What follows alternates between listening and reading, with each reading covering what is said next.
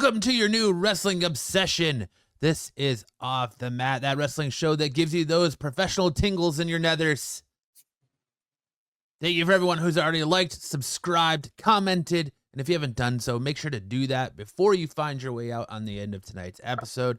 We have so much professional wrestling goodness to go over this week. What a week in professional wrestling it has been, but I would be remiss if I didn't say welcome back, Dom. We missed you. Thank you. I'm happy to be back. I thought about you guys when I was on the cruise about the, damn, I wish I was on the show, but I know you guys were in good hands. You had my replacement there for a second, which he does good. He's a good kid. Your replacement? Who's your replacement? No, didn't Pete pop up in the show? No, it was just me and Styx. Styx Oh, backpacked wow, okay, the entire show. Styx carried last week. I thought that Pete was there. Okay, you know what? I felt bad. I did this, and I'm glad I'm back because, wow, it was a very interesting week in wrestling, which, we'll definitely get into that, which excitement in the wrestling area. And there's some upsets because of a lot of people that got released. But other than that, it was a good week in professional wrestling, and a lot to look forward to in the coming weeks, heading to WrestleMania weekend. Yep. Yeah. Agreed. It's a little weird this year, though. Like, I gotta ask, we are on the road to WrestleMania, but other than Jey Uso versus Gunther, which we got confirmed on Raw, which we'll talk about in our review section. What else do we have? What else is on? What else are we looking at Mania? I'm going to be honest with you. I actually really, no, you might disagree with me, but I really like the fact that a lot of the stuff is last minute. We're finding out things just before the big show happening, and like all the the matchups are not like the usual matchups that we find out a few weeks that you're going to have storylines. That they have the matchups like later on. Towards like just before the weekend comes, WrestleMania, they start putting the pieces together, which I kind of like. And I know some people don't because they want to see some type of storyline build up to that point, to more excitement. But I do like the surprises because I have a feeling there's going to be some interesting matchups for WrestleMania this year. So, yeah. Well, we'll find out in the news that the fan demand seems to be playing a big effect on WrestleMania, as some already planned matches could potentially be changing. So it's definitely an interesting week. It's just a different feel, man. We're going into our first full Mania under the Triple H era. I know we had last year, but Vince was still kind of around, we're going into our first full 100%. Yep. Paul Triple H Levesque era Mania. We got a lot to look forward to. I think. I think once Elimination Chamber is over and done, I think a lot more matches will see their way to what we're gonna get. I've been reading a lot of things online. There's a lot of people that don't like what Triple H is doing. A lot of things that Triple H is putting in. A lot of people are disappointed on certain matches and certain things. And you're always going to find the trolls and the haters. We all know that. Oh yeah. And there were some questionable matches that we sit there and scratch, like a couple of the events that have happened in the last couple of months. That you sit there and it really it didn't catch your interest. Some of the matches that Triple H put together, but on the contrary, he's still learning. He's still getting his feet wet. And WrestleMania, and look, through that event, he's going to try to knock the roof off of this WrestleMania and get some matches and some surprises that we weren't expecting. And I hope, like I said, I hope that everybody can stay healthy. Because it seems like a lot of people keep going down with injuries and little cuts and bruises. And I know it's a lot of it's work too and storyline, but a couple of wrestlers are banged up because of some of the things. But I just hope that we do have a solid WrestleMania that we can sit back and say, wow, this was really great, and we could talk about it and have a great show on the WrestleMania weekend after it's over with and have excitement and what you like the best. But like, as for now, I like the direction things are going. I just don't like the transfer window shit. I wish I wish there was a way to get rid of that draft stuff and just have overlapping storylines and have people come in and out. You can have your set people on SmackDown, you set people on Raw, but have the one guy from Raw fighting one guy from SmackDown and have the I like that. I don't like it just being strictly to one brand. That bugs me because there's a lot of opportunities. You have to wait a year. Yeah. Transfer these guys over. Yeah, and that all goes back to red versus blue days, and I think they still try to do it that way. Maybe making it all just one umbrella, and not worry about, this guy's coming from SmackDown, this guy's coming from Raw. That way you can get that circular your talent going in circle, making the rounds. Me personally, I think once SmackDown does arrive on Netflix, because that's the plan, to bring SmackDown onto Netflix. I'm assuming on the bigger stage, then you can have more. SmackDown's already on Netflix in every other country but the United States. Yeah. Okay. Right. Okay. Right. It's on USA. They got that part of USA. But look, back to the fact with the the brand versus brand. The War Games is good for for Survivor Series, but I do like the two brands fighting each other for supremacy on who's the best of the best. And I would like to see that go back again if they're going to do that. But the transfer window and the draft, I'm not a big fan of. I haven't been, and I know it's been how many years since 2003 they've been doing the draft, something like that.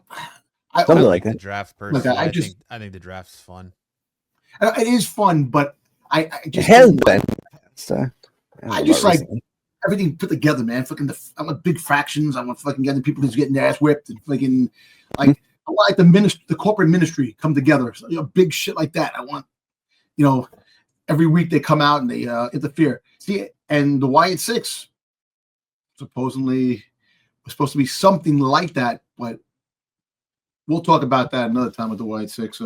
Not so far. All right. Well, it seems like they're getting some play with Alexa Bliss now being on SmackDown. But let's go ahead and jump into our show and get started, and let's start off as always with some wrestling news. Breaking news! We got a clash! Wrestling ring about to blast! In the arena, when legends rise! Feeling the heat, makes no surprise! Slam this story, cutting away! And our first topic, our leading story this week is, what almost everybody's talking about. The Black Friday, we'll call it. Black Friday in February, as we saw a slew of WWE releases over the weekend and into the beginning of this week. Most notably, we saw the Authors of Pain, Akam and Razor, Paul Ellering, Cedric Alexander, I can't talk, Sonya Deville, Blair Davenport, Isla Dawn, Giovanni Vinci, the Good Brothers, Carl Anderson and Luke Gallows, Elektra Lopez, and then later on that night, we got the announcement of Elektra Lopez. That she was me. part of El Gato del Fantasma on the WWE SmackDown brand, and she was released I guess she was released Friday evening, but the news didn't really come out about her until like Monday, like Sunday, Monday-ish. Yeah. Yeah, I think I heard about it Sunday. That upset me. I'm like, damn, man. One of the hotties on freaking goddamn SmackDown, man. Come on, that bothers me. I don't know. Yeah. It sucks. I know, because they have all these contracts with these bigger people that are coming on, like the newer people that they're bringing in, and they're trying to sign these bigger names, and the lower end wrestlers get the dirty end of the stick, and it sucks. AOP, man, AOP could have been a great, they could have been a great tag team. They weren't pushed right. They weren't written in. It sucked because they had a lot of potential. And the Good Brothers, they left, they came back, they were released, they came back, they left. Yep. That's kind of the same thing with Authors of Pain. Authors of Pain have never been booked like they were booked in NXT. Their main roster run was never what it was in NXT. And I'm not surprised they got let go because I felt like their faction with Karrion Kross was a little weak outside of their feud with the Wyatts, and I think the writing was kind of on the wall once the Wyatts got moved to SmackDown, and Karrion Kross and the Authors of Pain were left there. Now I think they should have kept Paul Ellering, and Paul Ellering could have been, Karrion Kross's manager. Whatever they're doing with Karrion Kross and Scarlett, Paul Ellering could have definitely been a part of that. But the rest of them. Sonya Deville, it goes back to my rant last week, and I said it on the short video I made earlier this week. Like, Sonya Deville being released basically breaks up Pure Fusion Collective. So why couldn't they have the likes of a Zoe Stark or, Shayna Baszler finally get her push and win the Royal Rumble? They should have never went with Charlotte Flair. It's just lazy writing. They could have made a new stars, and now they're going to break up one of their factions by releasing Sonya Deville, which by no surprise, because she really didn't wrestle that much lately since her return. But, then they tried to repackage Giovanni, and that didn't seem to work. Nope. No, that fell flat. They did it and then did nothing with them. And then Isla, they brought up Isla Dawn and didn't really do anything with her. And then, that's too bad. The Good Brothers again,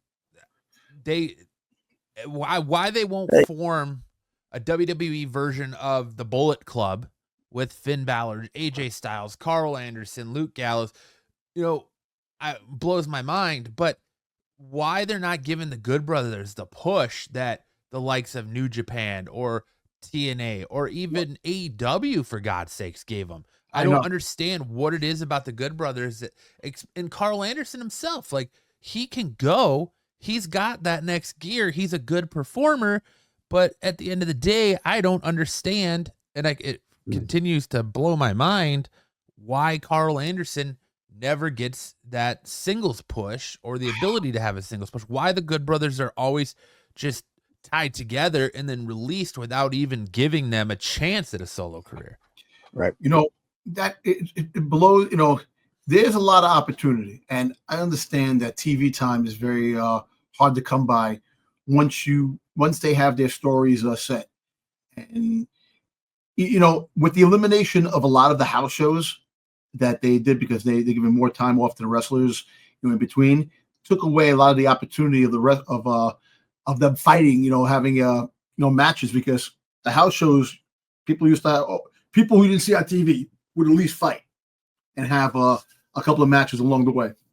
And and it goes to show you, even Triple H, it's hard to maneuver and juggle these wrestlers and find places for them. The freaking goddamn tag team division is weak in both Raw and SmackDown. You're starting to pick up certain things, but you have Luke Garrett and freaking Carl Anderson. You have them as a legitimate veteran tag team that can go with the best, and you choose to let them go. And you're right about the whole Bullet Club, the modern day Bullet Club. How many times they teased it? They teased it in NXT. They teased it in freaking SmackDown. They teased it in Raw. They did so many times. They teased it and never happened. And I don't know why they're staying away from that. They want to have certain people separate, because I know that Finn Balor is set for a big push. The big push in mid 2025. So we could see him, because he's leaving Judgment Day. That he's the next one to leave Judgment Day, because the writing's on the wall. What they talked this week, what Dominic asked that they need a new member. So that's coming. That's coming about. Mm-hmm. But it is sad that these wrestlers do get released. Elektra Lopez, great. She was great in NXT. Like, NXT, He was very good in NXT. Yeah. you go to the main roster, your career dies for some friggin' strange reason, man. You have great story. That's why. And now this comes in the fold now. Their partnership with TNA. Some of these wrestlers that got released can sign with TNA. And then they can still work with the WWE because of the partnership they have. So you think about that. That could be the calling. Luke Gallows and Collins can go to freaking TNA, build that. Electra Lopez can go there. Cedric Alexander. He's a great freaking lightweight freaking wrestler. He freaking flips and does all these things. They can use that, on TNA. So this could be a door opening up for TNA to get some of these wrestlers that were released and continue the careers on some of them that think that, hey, look, the WWE is the Mount Rushmore of wrestling. You come here, this is the pinnacle of wrestling. But there is still opportunities out there for other organizations. Like, hey, look, as much as you don't like AEW, you get paid good money to fucking wrestle. And that you have freaking TNA that can give you that opportunity now. So we'll see what happens in the coming weeks. Maybe we'll hear some signings of some of these guys and girls going to TNA because it works in their favor. Well, I think most of them, all of them have. Well, no, sorry, not all of them. I think Sonya Deville wasn't released. She was just told that her contract was not going to be renewed when it was up in a couple of weeks. But everyone else that was released has a 90-day non-compete clause. So it's going to be at least 90 days before they show up. What were you going to say, Styx? I didn't mean to cut you off. No, I would kind of agree with Dom to the point that we saw TNA have these, like with where they do that last match, leaves, and you leave TNA, and then she comes over to WWE in the Rumble. They could just be doing that as part of their deal with TNA, like Dom said. Hey, we'll send you over some good talent. We'll release a couple people. You pick them up, and they'll help you out. That could be part of the deal. Sadly, if we're being honest, though, I only see one talent from who was released heading to TNA, and that's the Good Brothers. I really see Sonya Deville going to AEW. I see the Good Brothers going to TNA. I think Isla Dawn would benefit from hitting the indie scene and kind of working there a little bit. Blair Davenport, I think she would be a top AEW women's talent. I could see her going to AEW. I think could see that the Authors of Pain ending up in AEW with that tag division there. And I think Giovanni Vinci fits good with the AEW crowd. And of course, Cedric Alexander is going to go join the rest of the Hurt Syndicate in AEW. And that the only real questionable one to me would be Electra Lopez. And I think she gets signed to I think Tony Khan brings her in for a Ring of Honor run versus NXT, or not NXT, but versus AEW or TNA or anything like that. I just think realistically that they're the only ones that Carl Anderson and Luke Gallows are the only ones that make sense for TNA. I think everybody else is probably going to go to. How much of the observation with AEW do you think like with fans, AEW is kind of becoming the low bar in wrestling promotion, slowly but surely. Not all fans. I mean, they have their not all fans, but that are all about them. How much do you think that carries over into wrestlers, where they see what's happening with the promotion and things like that? Do you think that carries over? So to say that, Absolutely. Maybe she doesn't want to go to AEW, maybe she'll hold out, and maybe AEW will be, last on the docket. Look at how many wrestlers when AEW came into fruition that wanted out to go over there. And now that Vince is gone and Triple H is in charge, it's a different situation where talent wants to leave AEW and come back. But their talent couldn't wait to get out of there. Jericho and Moxley and like all this talent. I mean, Yeah. Edge left WWE for God's sakes. I thought he would be a WWE guy till he finally got to officially retire on his own terms. But AEW has also been good because you have CM Punk, who said, "I'll never wrestle again. I'll never wrestle again." Come back to professional wrestling to be part of AEW and found his way back to WWE. So it's been good for AEW as well. But AEW is not without being hit with the release bug. Yep. As Malakai Black, Miro, and Ricky Starks have all officially parted ways with All Elite Wrestling, as confirmed with the removal from the AEW roster page. Fightful Select is reporting that none of the three talents are bound by a non-compete clause, making them free agents and eligible to sign with other promotions starting today. WWE is interested in bringing back to the company Malakai Black, Ricky Starks, which of course we saw, and the word is still out on Miro. There hasn't really been any show of interest, at least from the media standpoint, as far as Miro goes with WWE. But Fightful Select is also reporting that Rey Fenix was considered at one point to be one of the members released, as Phoenix hasn't been used by EW since last July. But Tony Khan decided to hold on to Rey Fenix and Britt Baker. So there's still some big names that could be let go from AEW at some point.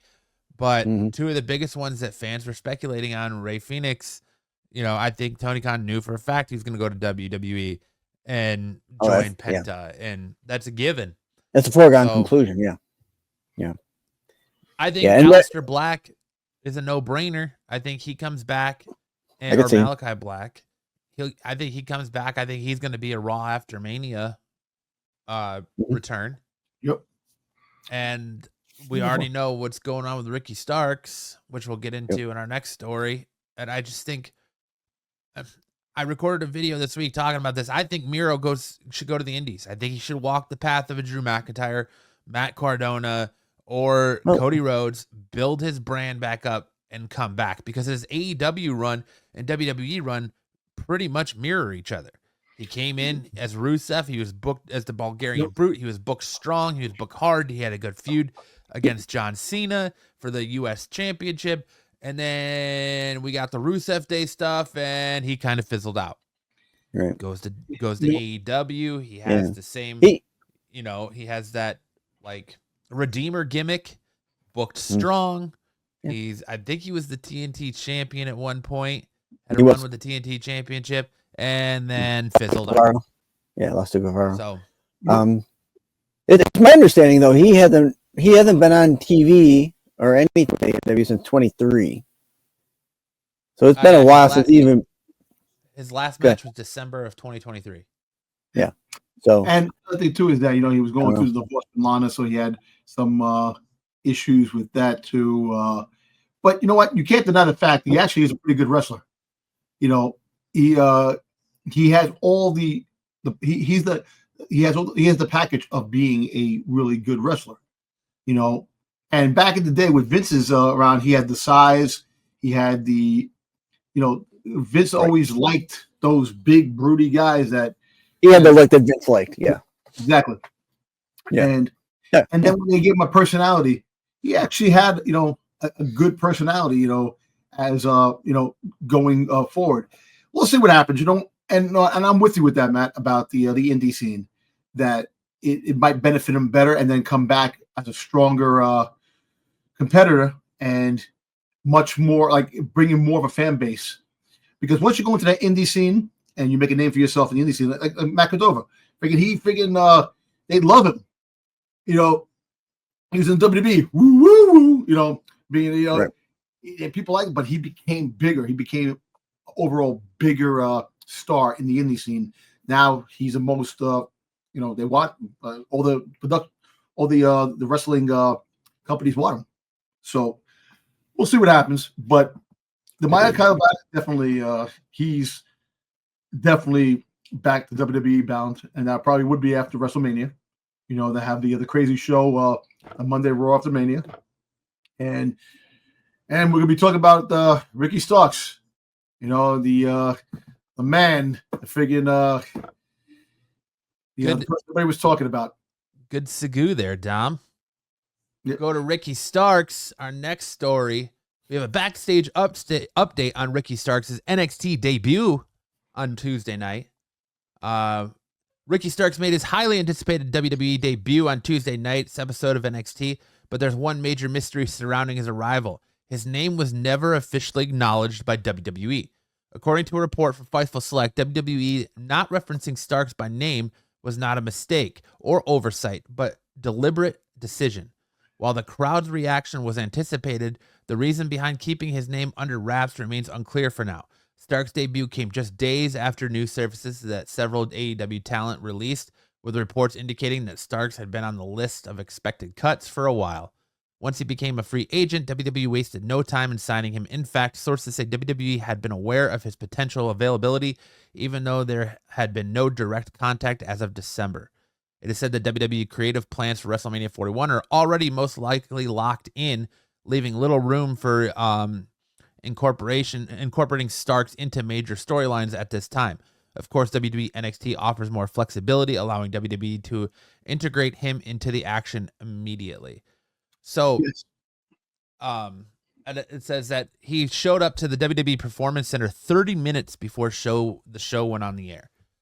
So, look, I think NXT is a good spot for him to start. He came in, and I loved the promo he cut when he comes in. He goes, "You already know who I am. I don't need to tell you who I am. You know who I am." He's, and he said, "Don't let the expensive clothes and expensive cologne fool you. I'm here to turn this place upside down."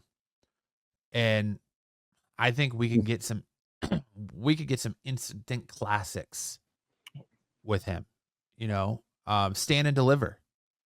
How crazy would it be if the way NXT's booking Obafemi, he's like this big, strong dude that can't be beat. How crazy would it be if Ricky, they're going to put a belt on Ricky Starks as quick as possible. Oh, of course.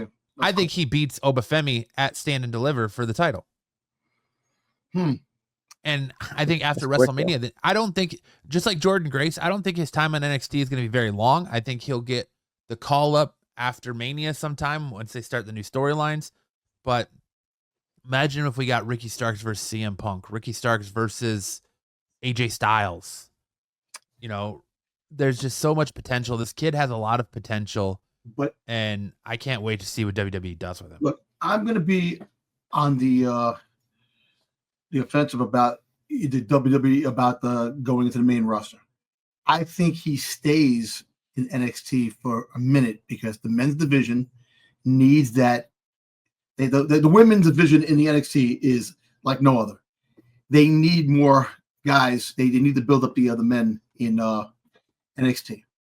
And I can see, I'm with you with championship gold immediately around his waist.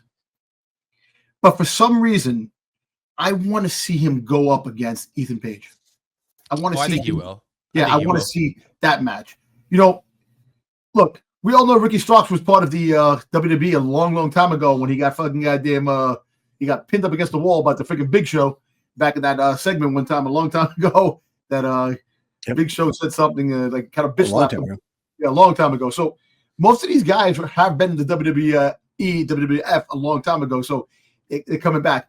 But he will benefit more now being in NXT because of the men's roster needs an overall.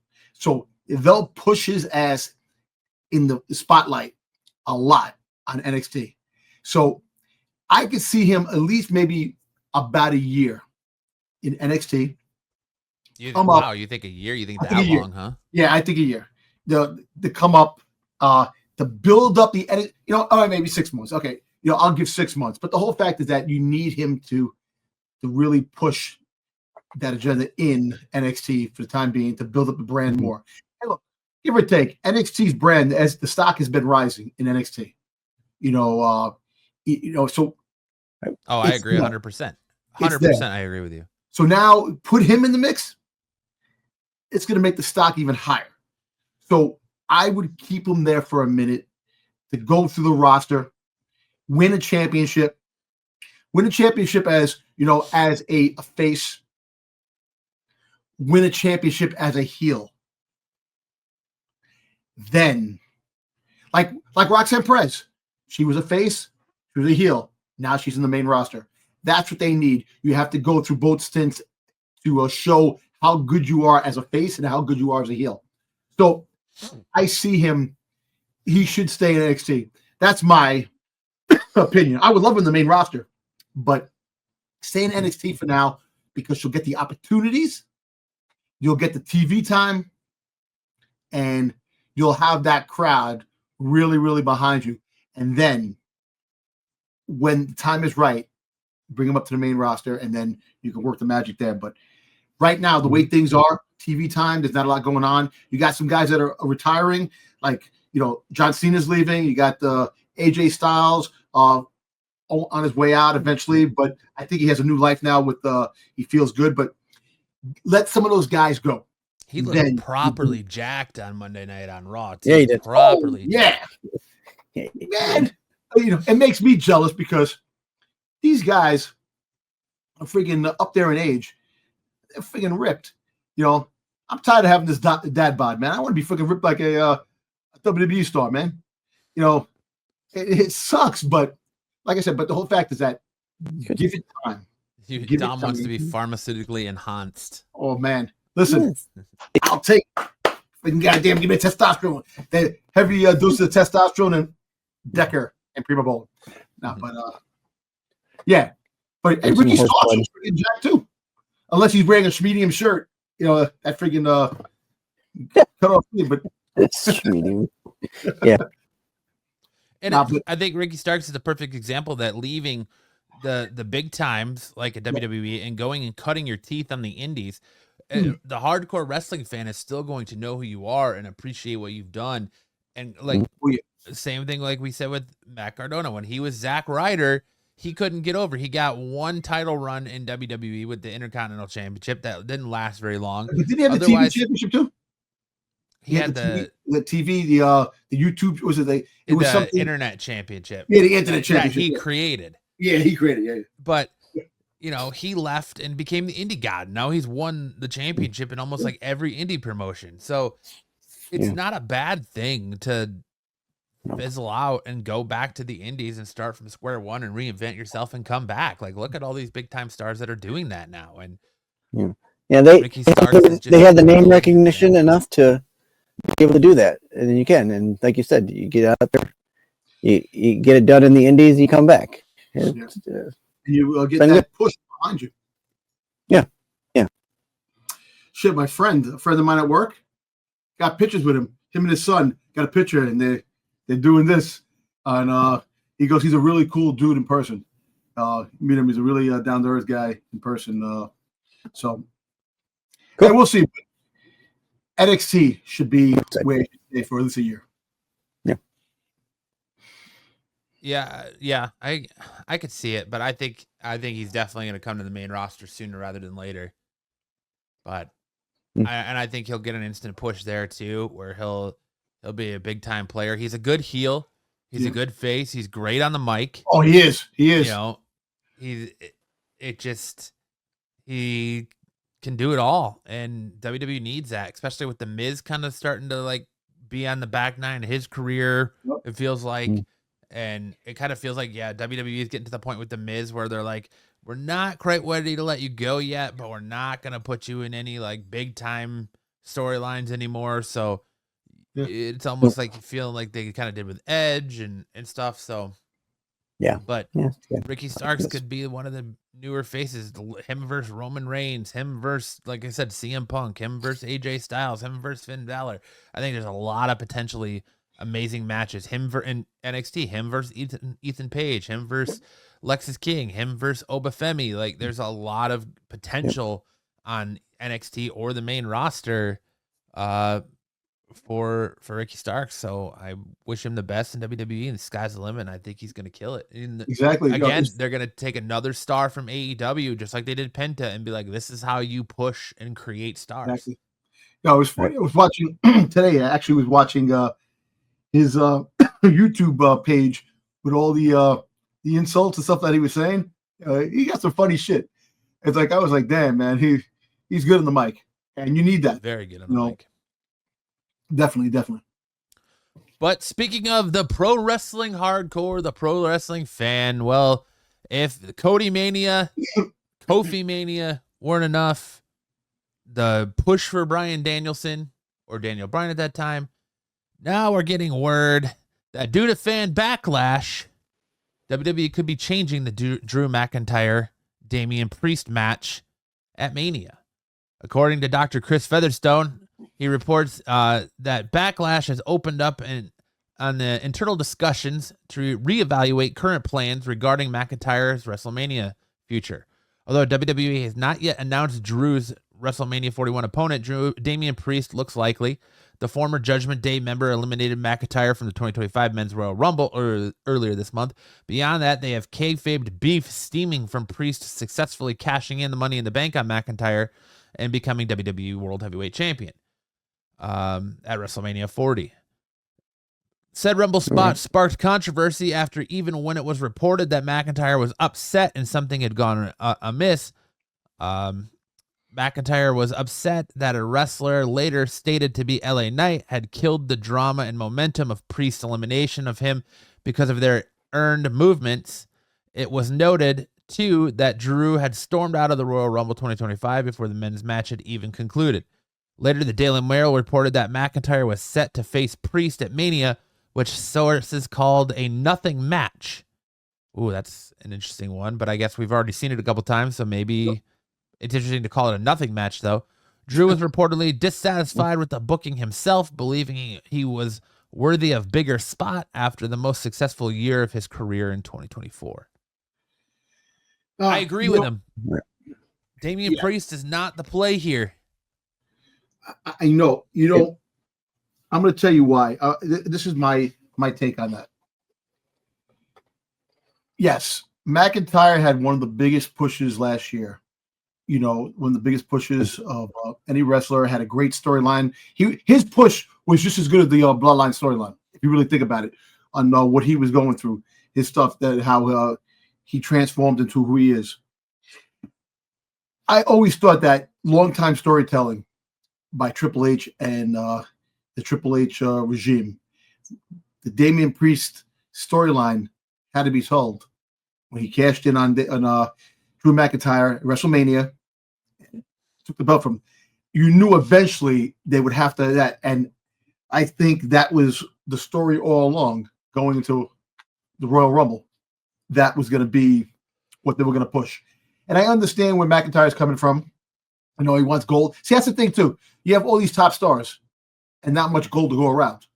Everybody wants to be champion.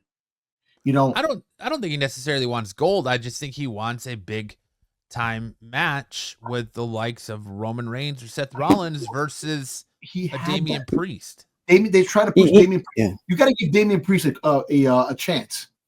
He was the leader. He was one of the leaders of Judgment Day. He was on TV. He had 2 great street fight matches that blew out of the park. Bad Bunny and Finn Balor. He had so. Okay, that's 2 matches. What has he done the rest of the time? I know they're trying to push his character. They're trying to make him, make him like the ultimate baby face. Push him. Me personally, I like him as a heel. I think he's better as a heel, and some of these characters wrestlers are better as heels than baby faces. But I don't see storyline lasting long. That's the thing. I would push this storyline. Just get it out of the back burner, push it out of the way. Once you do what you got to do, and then you move on to something else. Like I could see him going after him, getting over that storyline, then going after freaking LA Knight for botching up the whole thing. I don't know. Here's why this doesn't make sense. What did we talk about? We talked about it. You weren't here last week. We talked about how in our Rumble show, we booked, in a lot of ways, we booked the Royal Rumble better than Paul did, than Triple H did. Why? You have a built-in story. Drew had beef with Roman. That's why he was going after all these people for helping Roman Reigns. Mm-hmm. Seth had beef with Roman. You progressed that at the Royal Rumble. Why is it that because so-and-so eliminated so-and-so at the Royal Rumble, that starts a beef? It's every man for himself. That's poor writing. You spent the better part of last year telling this Drew McIntyre versus the Bloodline, revenge story, to where even you, Dom, were like, oh, McIntyre, Rollins, and KO are going to start like the anti-Bloodline, and they're going to come out. I wanted that. You have this story. Seth and Drew have unfinished business. They keep going back and forth. Drew clearly has unfinished business with both of them. Seth curb stomps Roman not once but twice in the Rumble. Mhm.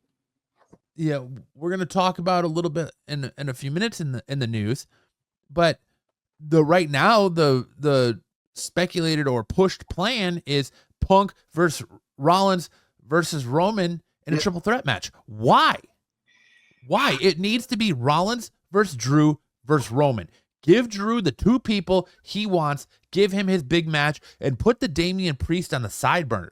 Damian Priest should be an afterthought. Damian Priest can be we've still got unfinished business, but I've got a bigger fish to fry, and we can hit this once I'm done handling my business. I'll come back to you. I'm okay with them changing this match. It doesn't make sense to just force a storyline of, you eliminated me, so now I'm big mad, and we're going to have a match at WrestleMania. Look, you see, I think something changed in the plans. With the whole thing with the bloodline storyline ended. I think it ended abruptly. It didn't. I don't think it's supposed to end the way it did. And now you got first things first. You're going to have Sami Zayn, like the whole, like, I'm tired of Kevin Owens fighting Sami Zayn. Going back at each other. I hate you. I love you. You're my best friend. This and that. They're doing this shit again. Yep. They should have had where McIntyre's like, I am tired of this shit. The bloodline has friggin' time and time again messed me up. OG bloodline, the friggin' 2.0 bloodline. I don't care. That's about it. KO, friggin' bloodline did the same thing with me. And then Seth Rollins. I'm tired of Roman Reigns. I'm tired of the bloodline. And that's why they really should have made them three together, put them together to go after both factions of the bloodline. Because that would have been good, because think about it. You're going after Roman Reigns, like, you have that part of the bloodline fighting the OG bloodline, but at the same time, you have these three guys just taking everyone out. Anybody associated with the bloodline that helped the bloodline, no matter what, is on their target. And you could have made them the force to be reckoned with if they did that right. And it could have been the Shield 2.0. It could have been freaking goddamn the bloodline killers. Or you could have did something to put that storyline. Hey, who's to say that they still could do that down the road? But you're right about the lazy storytelling that McIntyre should have his day in the sun. He should have a better opponent than Damian Priest for WrestleMania. I see that. You don't feel like there's something different in the air this time around with Kevin Owens and Sami Zayn? Yeah, we've seen it a lot, but for Kevin Owens to come back after that ladder match, after we saw him at Rumble folded in half like an accordion, I know, and to come back and deliver the package pile driver to Sami Zayn at the end of Raw, and then cut that promo from his car in SmackDown where he's literally in tears because Sami didn't help him and the betrayal he feels. It just feels different. Like, I agree with you that we've seen these two go after each other so much, but this time it just feels different. Yeah. And what if we get, like, at Mania, Sami versus Kevin Owens in Hell in a Cell? You might get that. You might get the Kevin Owens versus Sami Zayn in WrestleMania, because they've never done that before. So they're aiming towards that.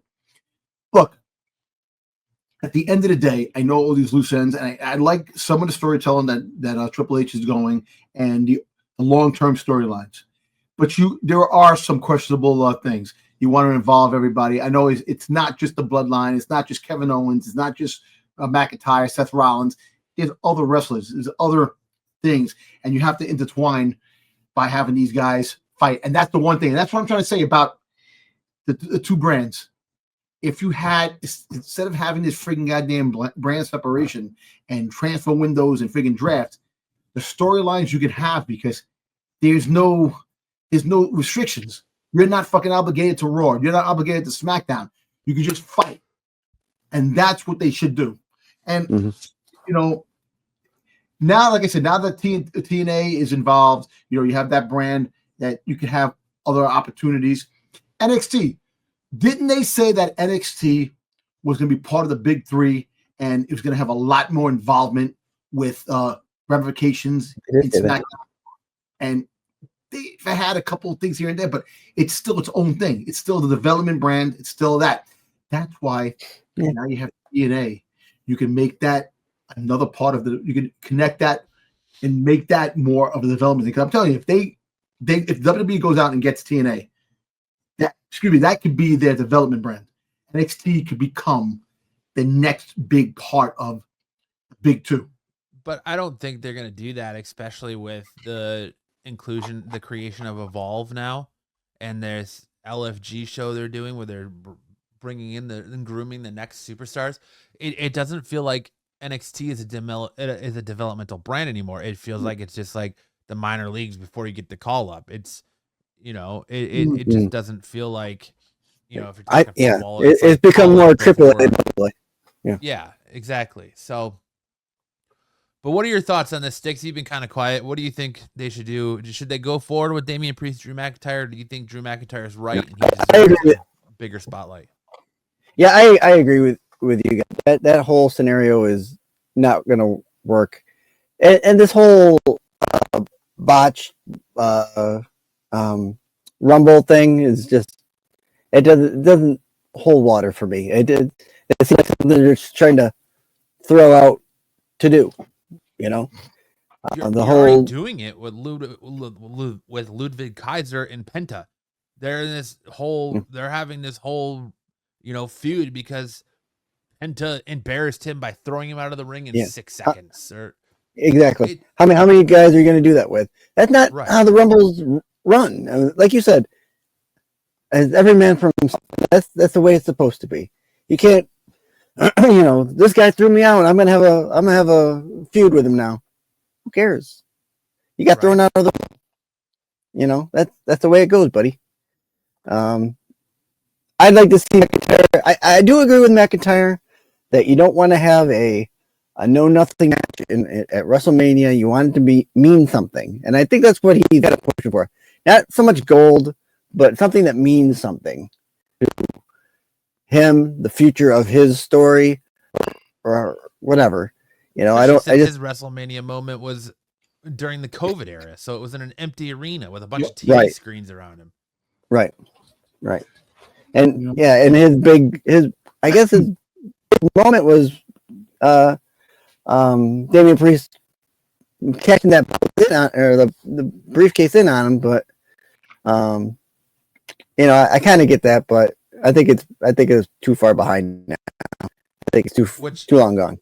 Which they had to do because it was the only logical point to take the belt off of, or take the briefcase away from Damian Priest to get out of whatever they backed themselves into, giving him the Money in the Bank in the first place. So you have them beat McIntyre. You know, you still made McIntyre look strong by beating the champion, but then Damian cashes in on McIntyre to win the belt, and that spawned the feud with CM Punk because he was gloating in CM Punk's face. They use that to spawn that feud, and then now we're just gonna come back a year later and be 2 years. 2 years later or whatever it is because you threw me out of the Royal Rumble, so I'm big mad at you now, and we're gonna fight again. It just doesn't make sense. Give him his time, give him his match, put him in the triple threat, take Punk away. Punk needs to win Elimination Chamber and go after Cody. Doesn't need to go to Cena. I mean, you know, it's like me coming back at you later because I don't know, you didn't buy me a pizza or something. I don't know. Right. It doesn't make sense. It's too much time has gone on from there that no one's gonna care anymore, or no one's gonna really remember. They'd have to go back and say, I remember that you know, it's not a continuing storyline that you go, oh yeah, a couple of weeks ago that happened, you know, or a month ago that happened. And you know, I know that they're trying to push other wrestlers and try to put them in the spotlight and try to get them their time to shine. You know, but it's hard. It's hard to do that when you have the chemistry with some of the biggest wrestlers on Raw and on SmackDown with the feuds that they had, and to add other elements to that are less tier than the tier that they were on. I can see that, you know, and it sucks. Damian Priest, like I said, you know, no knock on him. You know, a lot of other fans are resonating towards him. You know, like being the push they want to give him. You know, I can see Damian Priest going after like look, they pushed LA Knight. You know, LA Knight. You know, like he's not like they gave him the push to win the belt. He won the belt, and now kind of like he's out of the picture. Where where is freaking the King of Slow Style? Where has he been? You know, Yeah. you know, he's got the belt. See, that's the thing. That's another thing too. I'm tired of people having the belt and holding on to them, and they don't wrestle. You know, back in the day, in the 80s and 90s, you were champion. You wrestled on pay-per-views. You wrestled. You're the champion. You know, and it's just that they hold on to these belts and they don't freaking like use them. Like they should be pushed more out there, to give it more of a drive. You know. Yeah, and, you know, to your point, you know, back in our day, you know, you'd have Hogan. Hogan would have the belt. Just about every 30 days, he would have some kind of championship match, whether he won, lost, disqualification, count out, something. He always had a title match somewhere along the line, and then WrestleMania would be the big ultimate, you know, because that was the only pay-per-view really they had until they started up with SummerSlam and Survivor Series. That's when you had your big penumpulant, that's a big word, match to have Hogan, Warrior, Hogan, Andre. You know, we don't really, you know, very few and far between are we getting matches like that. You know, because we have so many PLEs to go through. Yeah, and I know there's a lot of PLE has to have its own. But that's the thing. They don't even wrestle on the pay-per-views. Listen, the pay-per-views should be met for freaking the championship matches. Probably for the championship matches. You know, on the TV, you could have the champion there, like talking, having good mic work, but you have the guys that don't have championships wrestle more on the shows that aren't pay-per-views. Here's your problem, Dom. Here's your problem, Dom. You're only getting 4 to 5 matches on a PLE, on a single night PLE. And you've got, let's see here, six belts with the women and the men's, maybe a couple extra, maybe one less, that you gotta, you're not gonna get them all in the same PLA, and you gotta spread them out. So let me ask you gotta have like someone has a 90-day reign or 60-day reign. I didn't like this direction they were going. But remember when they had the pay-per-views? One pay-per-view was a Raw pay-per-view, the next one was a SmackDown pay-per-view. Next time, Raw, and they did that. I wasn't too crazy about that because that's even more of a separation. But that if that's the way they have to do it, to have these championship matches mean something and really have a pay-per-view strictly for SmackDown, you do that. They have to do that then, because they are like, look. With the exception of Roman Reigns holding the fucking belt for 3 years and wrestled 10 times in the 3 years. I say 10 times. He wrestled more, but the whole fact is that he didn't wrestle a lot in that fucking 3 years. No, I don't think you're far off at all. Like it was like astonishingly low number that he'd actually defended that belt. Exactly. I'll defend him a little bit here. He had a little bit of extenuating circumstances, and they wanted to hold on to him and have him with that belt. But yeah, I think it was like eight times, maybe 7. And that's crazy. In that 3-year period. It doesn't matter about holding on to it. You defend it. You exactly. wrestle. Yeah. And when you're going months, I agree. Months, like how is it? Is it because of his leukemia? Yes. What is it about him that he's got this like cake schedule, like where he can just fight at Royal Rumble, come and then not be seen again until WrestleMania. Until WrestleMania. He's not even going to wrestle Elimination Chamber. And that's the thing. You know, that's the problem. Look, you want things to mean something. They got to go back to basics. And if they have to do the pay-per-views, split pay-per-views, and have championship matches that mean something, they're going to have to do that in high-quality matches to end a storyline. Like, say you have a Roman Reigns versus McIntyre, right? On a pay-per-view. That should end the storyline. You should not have it going more and having it again, this and that, because the pinnacle of some of these fights are the pay-per-views. Have the storyline in the shows. You fight your match in the pay-per-view, and then you move on.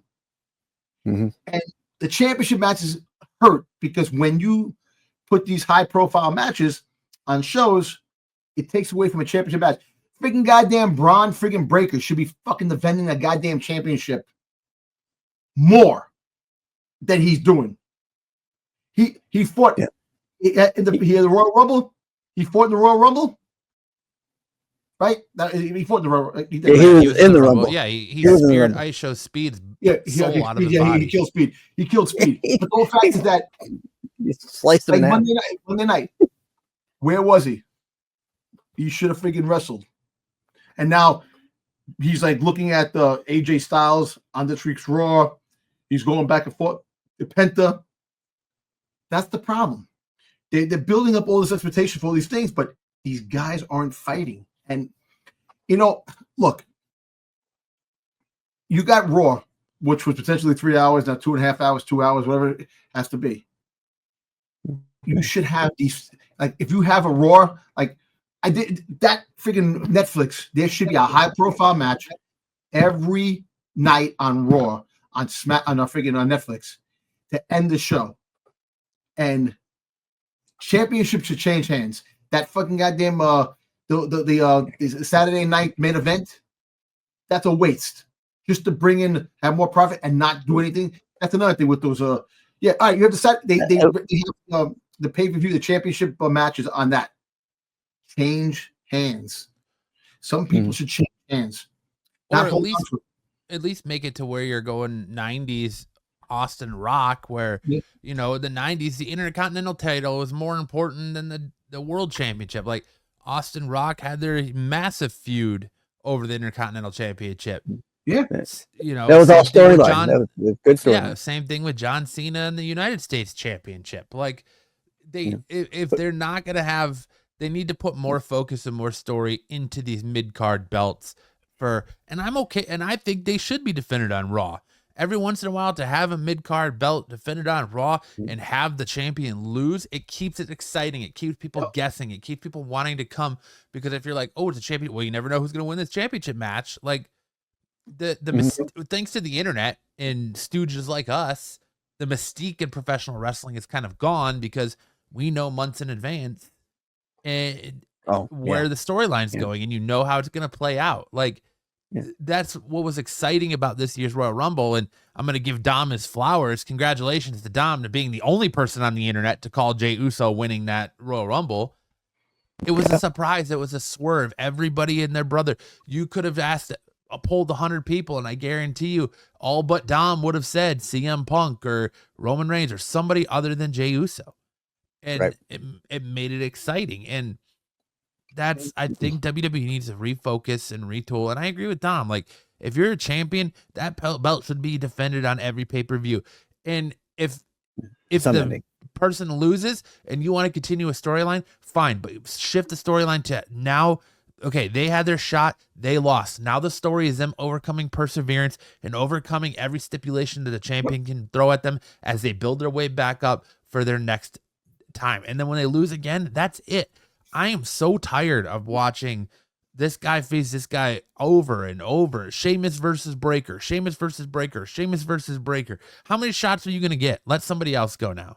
You know? Or like in the 2010s, in the ruthless, well, I wouldn't say ruthless aggression era, but like the 2010s, like that's all we got was like the same people week after week after week after week after week after week after week. And now we have so many superstars that we can actually get some variety in different matchups and new matchups and exciting matchups. And, you know, I don't want to see the likes of Gunther hold a mid-card title for years at a time again. Like it hurts the rest of your brand. Make new champions, make new stars.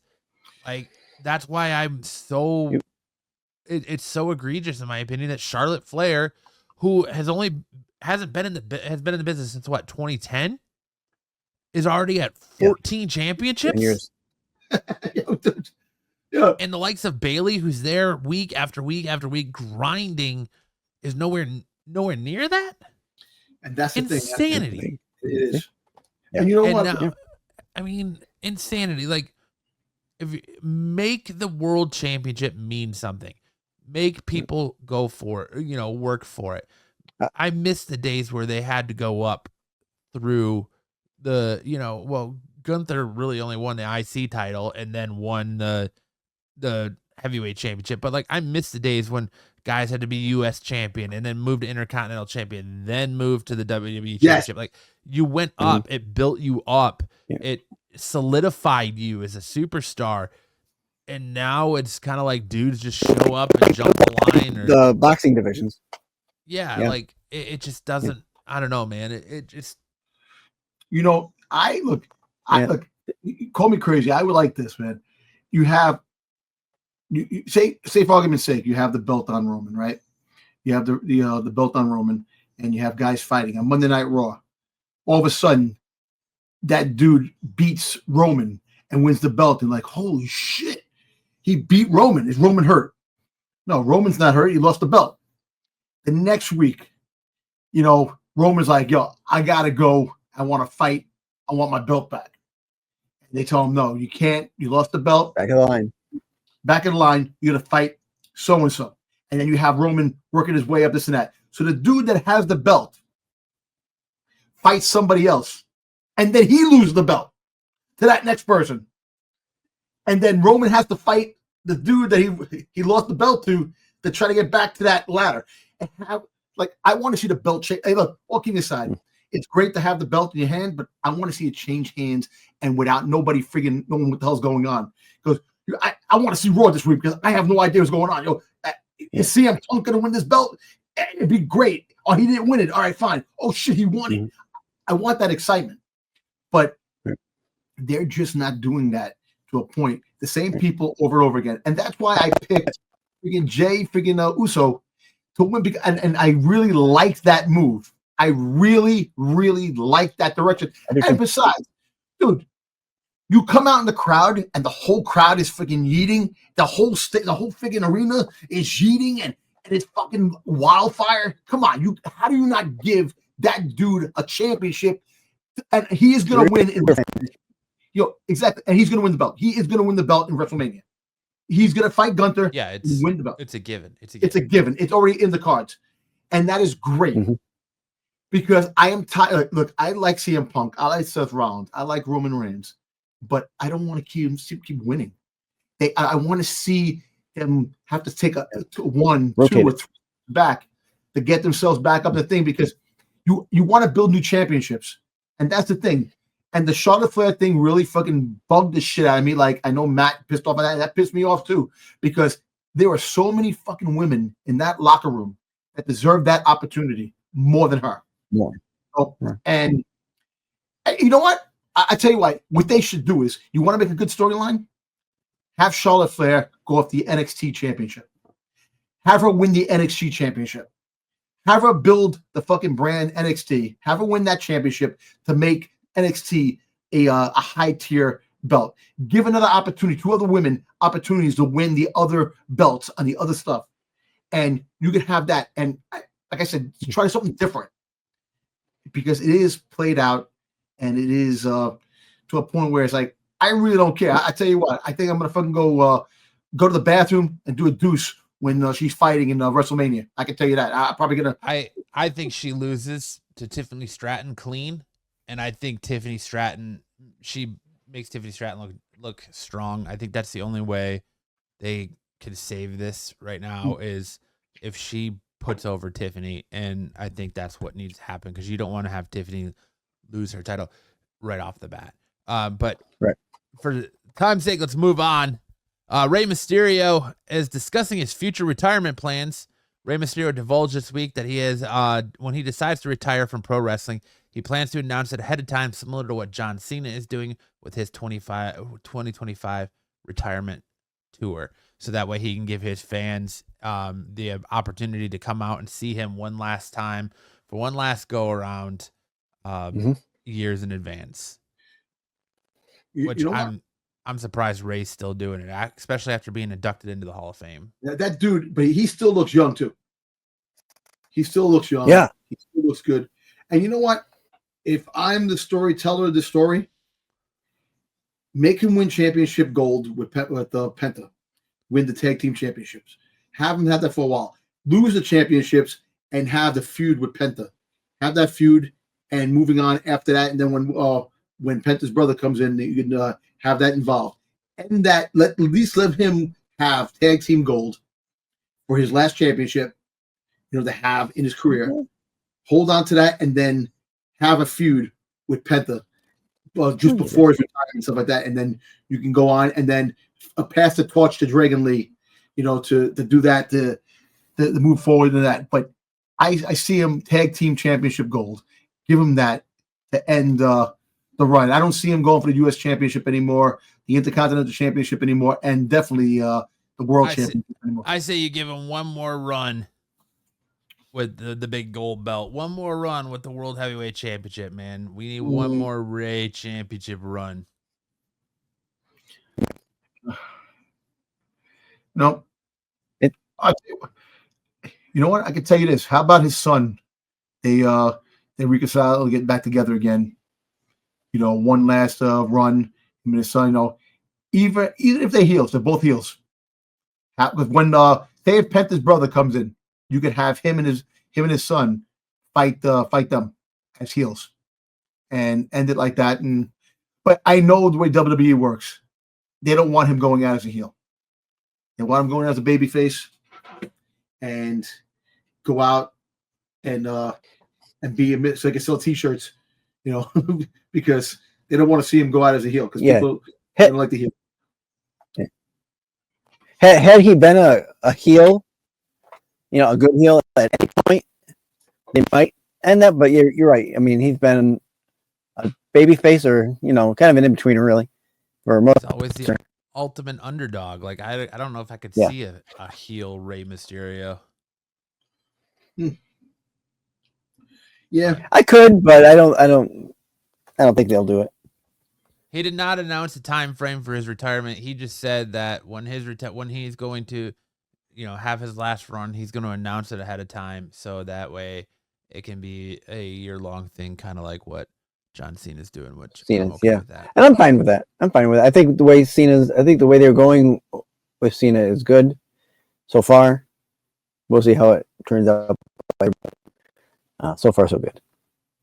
Moving on, reports in some WWE pushing for some people in WWE are pushing for Cody Rhodes versus CM Punk at WrestleMania 41. Some in WWE believe that CM Punk should be facing Cody Rhodes for the undisputed WWE Championship at WrestleMania 41. It's being reported with Jey Uso declaring his intentions to challenge Gunther. The winner of the men's elimination chamber will face Rhodes this April during Backstage press Q&A. Wrestle votes shared that there are some in WWE that hope to see Punk get the title match with Cody. I agree. Listen, I agree 100%. It should be Punk. Put McIntyre in that triple threat and give this to Punk. John Cena, you have all the but it's John Cena / WrestleMania. It's John Cena needs to get 17. Know your role and shut your mouth. All right. No, he doesn't. He will win 17, yes. But him doing it at WrestleMania is not a good story. What we love about John Cena is the hustle, loyalty, respect mentality. Yep. We want to see all phases of John Cena. It makes the most sense for John Cena after that press conference that he cut and put himself in the Elimination Chamber to lose Oh, the yeah. Elimination Chamber, come and be the doctor of thugonomics at Money in the Bank, win Money in the Bank, and go that route to get 17. See, and that's another thing too. Another thing that bothers me too. You're gonna put John Cena in the Money in the Bank, right? Take away an opportunity for somebody that deserves can deserve the thing. And I understand the retirement. John Cena, they want him to go out. They want him to go out winning. I understand that. But that's the dilemma you have to face. You have all these guys that are busting their asses day in and day out that deserve these opportunities to win Money in the Bank and win the Elimination Chamber.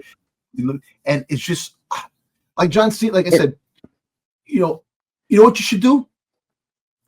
Have John Cena come out, you try to win Money in the Bank and get freaking got RKO'd by freaking Randy Orton. You have a feud with Randy Orton and freaking and John Cena at the end. The both guys that are on the road to championships, have them fight each other, and you get away from the championship. I don't want to see John Cena winning a championship. I really don't.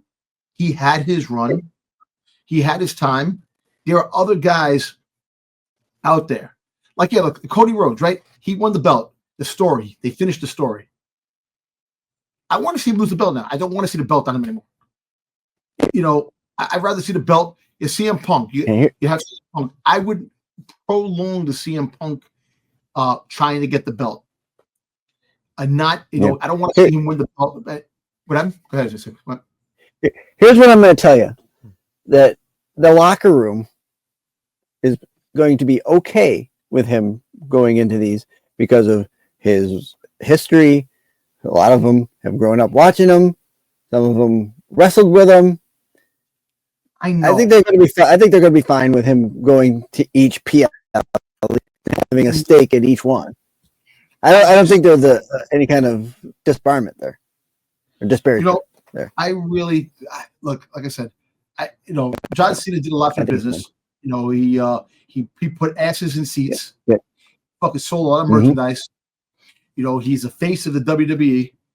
I know that. He won a lot of championships. Just that's it, man. Have him fight. Yeah, give him one, Dom. Come on, Dom. I think that right there, Dom, is why you have to give it to him. He put the company on his back in the 2010s. He put butts in seats. People still come to see him even now. Listen, your longest title reigns are Bruno Sammartino, Bob Backlund, Hulk Hogan, and Roman Reigns. Arguably, nobody has done more for this business than John Cena. And you're going to give Roman Reigns the 4th longest title reign at 1,316 days? Just, 100 days short, roughly less than 100 days short of Hulk Hogan, who's at number 3. You got to give John Cena something. Give him 17. Let him break Flair's record. Flair's had that record for a long time. Flair has done a lot to really put a blemish on the business. Let John Cena have that 17. You owe it to him to have 17. Let me ask you everything he's done for the business. Let me ask you a question now. John Cena wins Money in the Bank, right? Right. Who's he cashing on? At that point, it doesn't matter. It's just about the fact that he's already slated to show up at every PLE. It gives him a reason to be there. And I just don't want to see him take the belt from freaking Jey Uso afterwards. I want to see Jey Uso hold the belt for a while. For him to come and take the belt. Like, have him fight CM Punk if CM Punk wins the belt. Or have a feud where, he wins the belt and Randy Orton comes out of nowhere and RKO him. They have the last match with Randy Orton and Randy Orton gets to win the belt another time. But wouldn't that be a fantastic storyline and close to have Punk beat Cody at Mania? Yep. Punk win the title. You go to SummerSlam. Have John Cena cash in a Punk at SummerSlam. You have Cena win Money in the Bank. He cashes in at Punk at SummerSlam, and Punk gets his rematch at the end of the year, the last pay-per-view of the year. John Cena's his final appearance, his final retirement match is against CM Punk, arguably his greatest rival next to Edge. CM Punk takes the belt off. He drops the belt to CM Punk in his final match. That, to me, is like storybook writing. That's like the perfect send-off for the guy who's done so much for the business. It couldn't be written better than if it was Stone Cold, if Stone Cold wouldn't have basically took his ball and went home. No, you're right. No, you know what? You making some valid points there with that whole thing. You know, I don't know. It's just me. I'm just like, it's predictable.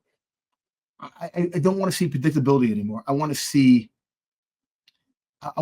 stuff that people don't expect. Like, how the hell did I didn't see that coming type of shit. And look, we all know that Punk is winning the belt. They're going to definitely give Punk the belt. He's definitely going to win. He's getting the belt. You know, I don't see Cena freaking cashing in on Punk. I I would like to see Cena and like yeah, he fights Punk. That's a great retirement match. End his match, this and that. Like the whole thing with Sting and Flair in the last day of WCW. They had that final match when Vince bought the company. Type of a scenario. But where do you put Goldberg too? Because Goldberg is going to have a retirement match too as well. Who cares about Goldberg? I don't care about putting championship gold on him. But who do you see him fighting? His last match. It's Gunther. They've already set that in motion. It's going to be Gunther. And that'll be that match. Yeah, we'll be at Crown Jewel, and that match doesn't need a championship title attached to it anywhere. Not at all. Okay. Yeah, Goldberg's not coming in to win a title. That's just my coming in to take out Gunther. That makes Mania to me more interesting because we've been saying it for 3 weeks now. Like giving John Cena the belt right now doesn't make him it doesn't make it interesting anymore. Like you want to see John Cena kind of go through that perseverance. You don't want to see him just win 17 right off that. He's been on this massive losing streak. We haven't seen him win a singles match in years. And we're just going to see him come back and beat Cody and the guy who slayed Roman Reigns, the guy who took out the dude who held the championship for 3 years and went through all this turmoil and had to have all this help to do it. And John Cena helped him included. And he's just going to come and squash him at WrestleMania? Let me tell you something. I don't see John winning without help. Somebody friggin' attacking Cody and helping Cody, or somebody attacking Punk to give the opportunity for John Cena to win. I don't see that clean match happening. There'll definitely be interference somewhere down the road with somebody coming in, interfering until you have a feud with that. But you know what? You're right. The story's right there. You know, John Cena will win the championship. Like you said it from the beginning. Money in the Bank will be the best opportunity for him to go and cash in at any damn time. But it also allows him to, lose the Elimination Chamber. It gives him that frustration. It lets you build up back to kind of almost heelish where he goes. He says, you know what? I need, in order to win 17, because he said at the press conference, I need to win 17. Right? It went from on Raw to 17's not happening to I need 17. Yeah, no, you're right. Yep. If he gets an Elimination Chamber and he eats the pin to Punk in Elimination Chamber and Punk goes on to face Cody, that's going to give him that chip where I need that edge. And then we come to Money in the Bank, he'll say he loses and he'll say, I'm in the Money in the Bank ladder match because I deserve it. Just like he did with Royal Rumble. But then Royal Rumble comes around, or not Royal Rumble, but Money in the Bank comes around, and that Doctor of Thugonomics music hits. Word Life. Yeah. And he comes out, and he wins it then, and then he just goes on a rampage of pretending, like, toying with Punk, showing up wherever, whenever, that he's going to and pretend like he's going to cash in. That keeps him relevant versus just throwing people and having him squash all these people. You don't have to have him squashed and make your other talent look weak to the retiring John Cena, but you're also making him overcome and have to persevere. And, Punk won the title off Cena and rode off into the sunset, in Chicago all those years ago. And then what if you have it happen again and Punk beats Cena clean 1, 2, 3 to take the title back from him, and Cena goes away and Punk carries on.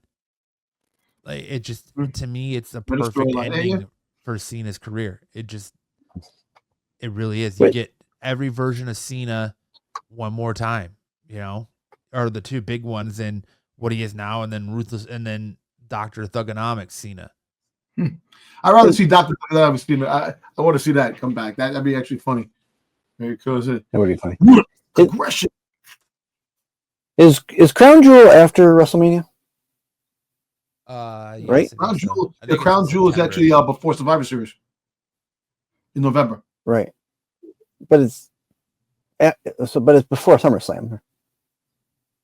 I couldn't find the 2025 one. I couldn't see them having a date for it. Well, remember Cody won the Crown Jewel Ring Championship off of Gunther, so he is going into the Crown Jewel. He's gonna probably lose next Crown Jewel. They'll lose WWE that. Crown Jewel is not scheduled to take place in 2025, but the company does have Oh. other events planned. We're gonna get the Royal Rumble in 2026. Yeah, So that's why. Yeah. Oh, that's right. That's right. They moved it because of 2 nights. Okay, never mind. Yeah. So because I thought it was happening after WrestleMania, so I thought so maybe have, we've got. yeah. They haven't even scheduled Money in the Bank yet. So if you look online, we got Vengeance Day on Saturday, Elimination Chamber Right. on March 1st, WrestleMania on April 19th, and then SummerSlam on August 2nd. They haven't even announced Money in the Bank yet. So there's still time for them to announce the Saudi show. But yeah, that is what, like Dom said, that is true that they've got the Royal Rumble. So Yeah. 2 nights. well, I was gonna tee off of it. you're cutting out really bad, Sticks. Jay win the title, and then Repeat sorry. what you were gonna say, Sticks, because you were cutting out. Repeat what you said. You had said with Goldberg coming in and maybe having Goldberg help Jay win the title at WrestleMania, going into have a match with Gunther at Crown Jewel. You gotta let Jay win clean. You gotta Yes. let Jay win clean, no interference. This is number 4. You can't have you can't have any doubt and have him lose to make number 5. You just can't do it. Like you But gotta. what you do is after he wins in WrestleMania, you have Finn Goldberg come out and spear the shit out of friggin' Gunther after Jay wins and cause that. So you're right. You have to make Jay win clean. Or I mean, you could have Jay win clean and then Gunther beat him up after the match, and then then Goldberg comes out for the save there. But What you can do is have Goldberg show up. Goldberg show up without doing anything and kind of friggin' sitting in the rows like everybody else they usually do. and like the ruffles of Gunther, and then Jay wins, and then after he wins, Gunther gets up, and then you see freaking goddamn Goldberg go into the ring, spears the shit out of fucking Gunther, and that's it. All right, WWE EVOLVE is started taping their new developmental show that's going to allow some of their developmental talents to cut their teeth before going to the main roster. It's set to premiere March 5th, exclusively on Tubi, and they've already started taping. So we're going to have WWE wrestling on Monday, Tuesday, Wednesday, and Friday. And whatever main event is, I can't remember what night main event is, but you'll have wrestling 4 nights a week, WWE wrestling 4 nights a week across Netflix, USA Network, CW, and Tubi. And this will actually beat AEW on Wednesdays. Yeah, wouldn't it be crazy if a bunch of developmental talent just beats AEW every Wednesday? Well, even that's the thing. Now, let me ask you a question. Is this going to connect? This has to connect with NXT. Has to be a connection. I don't think it has to. If it's development, NXT is like, all right, the minor league, like I know, like Matt said, but if you're going to have another development program now, they're going to have to push NXT as the third brand and make it more relevant to push it and make have people from the main rosters win those belts too. Like Dominic won the North American Championship and he walked around with it for a while. More of that. I would love to see somebody come out, win the NXT Championship, bring it to Monday Night Raw, bring it to SmackDown, and this and that. You have to defend it. the first time ever on Raw, you're gonna have the NXT Championship defended on Raw. Stuff like that. And I want to see maybe that happens, and maybe because like they said that NXT was going to be more hands-on connected to Raw and SmackDown, than ever before. Like remember with the draft, they said that they're going to be involved in the draft more than ever. You could have SmackDown guys going to NXT guys going to SmackDown. So we had it for a little while, but we talked about that, and they didn't see where it was going. But now with the Evolve, that could be more of a relevant now if you really think about it. It's tough because these guys in Evolve are going to be raw. I mean, they're going to be rawer than Raw because some of these people are just. I mean, this will be the first time in the ring. It's like Tough Enough. It's like the type of show Tough Enough, and they had that when they I foresee this being like. Have you ever watched The Ultimate Fighter from UFC? Yes. So that's what this. I think that's what this is going to be. Where you're going to see they have this LFG show coming out where you have Bubba Ray Dudley and a couple other superstars training, Mickey James, I think, training the next WWE superstars. I think you're going to see that. You're going to see them go through their training, and then Evolve is going to where you actually see them participate in matches.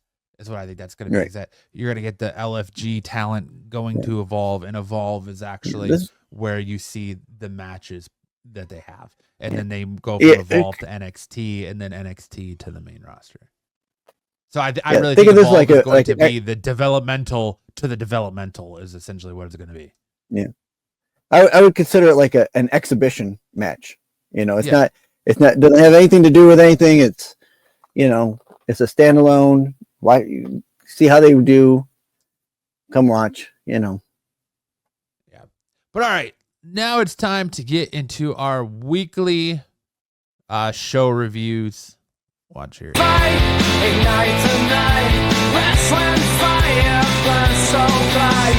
In this review, we'll show what's true, breaking barriers, breaking through. All right, let's recap our shows, and we're going to start with Smackdown from last Friday night, 2/7/25 showing. Jey Uso kicked off SmackDown, and just like Raw, we got an encore of the Yeet. Jey says he had all week. He got a lot of love from his family and friends and from the fans. Your 2025 Men's Royal Rumble winner, the fans chant, "You deserve it." He is here to pick a champion to main event WrestleMania. This time, he would like to talk to WWE Champion Cody Rhodes. Jey Uso says that standing across the ring from him at WrestleMania would mean a lot, or they could just stand together with Jey as world champion. Cody Rhodes admits that he has a bunch of medical injuries to work through, but as WWE champion, the good diagnosis is how proud he is of Jey winning the Royal Rumble. This is his WrestleMania. They've had good times together, but as much as he has a choice, Rhodes needs to go to WrestleMania to win. This is the last time they get to have fun. Just as they shake hands, Jacob Fatu and Tama Tonga interrupt them. Jacob Fatu tells Cody Rhodes that he took the title from his family last year, but now the family wants it back. He puts over his cousin, but if there is anyone to bring the title back to the family, it sure as hell wasn't going to be Jey Uso. Jey Uso kicks Tonga, triggering a fight between the four of them. Jey and Cody hold the ring and send the heels packing. It was a good opening promo. It was a good opening segment. Loved it. It was good stuff. We all ultimately, like we said, knew Jey Uso was going to pick Gunther. So it was just kind of a formality and due diligence of trying to continue the story to keep you guessing. But I don't really think there was much to guess there. Then we got an elimination chamber qualifier match between Bianca Belair versus Piper Niven. And we saw Bianca Belair go over there. Did you guys have any thoughts on that match? She's a strong ass woman, man. Bianca Belair. Yes, she is. She really is, man. Yeah. I can honestly say, man, these women, they, back from the women wrestlers back then to now, a lot of these women are freaking, man. And I'm telling you, man, Bianca Belair is one of the best wrestlers on the roster, as a women's wrestler, and it's just that her strength it's kind of crazy to fucking put Piper Niven on your back. And I know that you work on those things, and the way you shift the weight, stuff like that. And I know she's not a light woman, and just to do that, you gotta. She's had the fun to do it in this past month. I mean, I know, and it's just Jade. The one girl in the Rumble did it, and I figured Nia Jax is another big one. And look, at the end of the day, freaking Bianca Belair, she's up there, man. Oh yeah, those legs and that derriere really hold up. And I'm gonna say it. No boy. But we then saw DIY take the ring. They have nothing but respect for Motor City Machine Guns, but they will never get these titles again. They asked everyone to stand up there and take their hats off and bow their heads in a moment of silence, and Pretty Deadly interrupted them. Of course, they appreciated the tribute to them, Motor City Machine Guns. DIY did not like the fact that they were being interrupted and not respecting the moment of silence, so it led to a DIY versus Pretty Deadly match, which surprisingly we saw Pretty Deadly go over the champs. I'm not a fan of Pretty Deadly. I hate that tag team so much. They were good in NXT. And the utilization in the main roster has been up in the air, because I know that the injuries back and forth, they're going to come back, lose the momentum. But I think they're great for a comic act. The musical, Pretty Deadly, the musical. I want to see that, and I really think that they are funny. They bring comedy to the thing, and at the same time, they are a pretty good tag team. Championship material, that's another question its own. You need to utilize them and use them. They're on the show. They're a tag team. You need to use them more. And that's another problem, too. They give up on their tag teams like friggin' Luke Gallows and friggin' goddamn, the Good Brothers. That there are ways of using these guys. Like, if the Good Brothers were on SmackDown right now, they should be in these championship mixes because they are a great tag team. I just don't understand why they weren't utilized the way they should have been, and throwing down the NXT and then eventually, gone. But and you know what? Pretty Deadly, like I said, good tag team. I don't see them breaking up anytime soon, because they work better together. I don't think they're good single competitors. No, but I don't think so either. Where they are, it's good. And like I said, they're pushing Street Profits again, heels or whatever you want to call them. But I think Pretty Deadly needs some kind of catalyst, like maybe a manager or someone who's gets them going.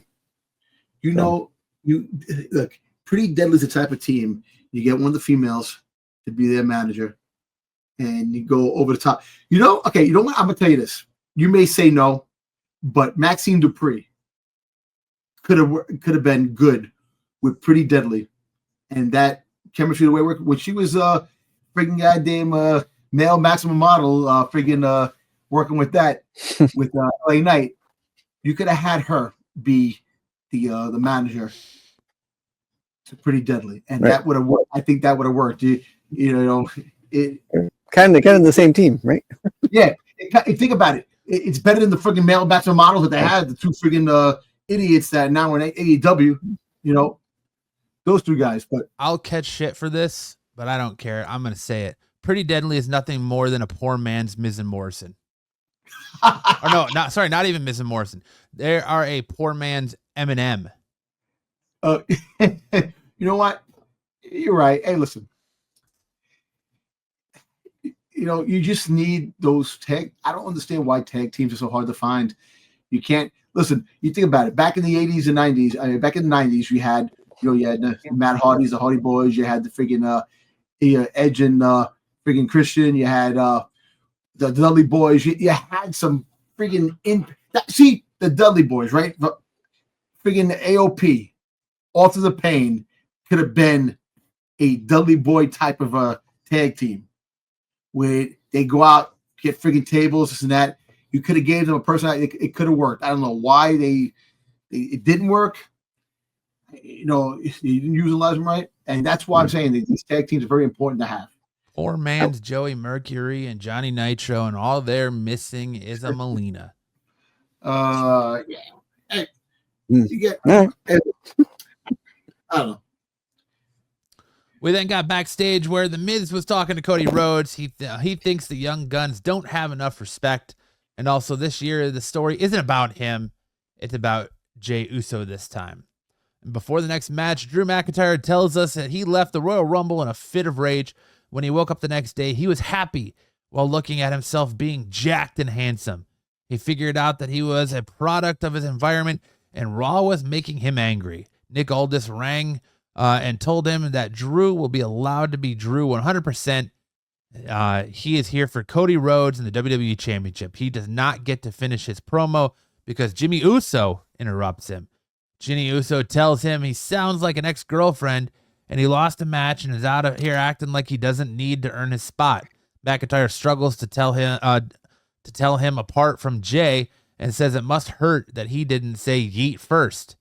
Jimmy isn't living in the past, and he's ready to kick his ass. LA Knight enters and tells Jimmy he has no love for as he cost him the WWE Championship about a year ago, but before he carries on, he has something to say to all the men and the boys.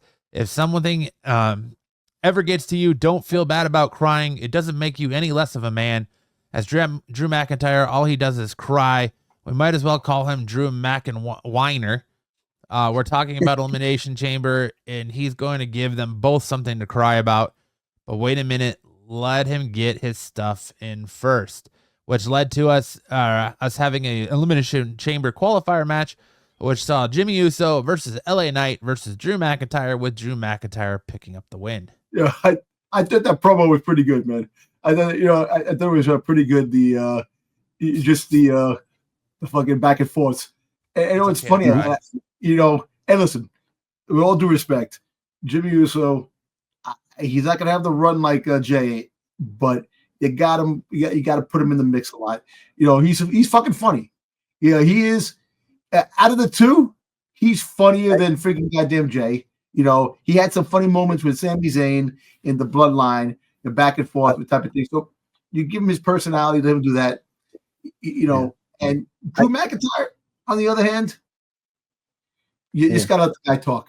Drew McIntyre, you gotta let him talk. He is a really, really great promo guy when it comes to promos on things, and you got him talk. LA Knight, he's good. LA Knight comes out with the snarky remarks and stuff like that. But I thought that was good. I thought that was a funny segment. I thought it was good, and I thought the match was good too. I thought the match. I like the match.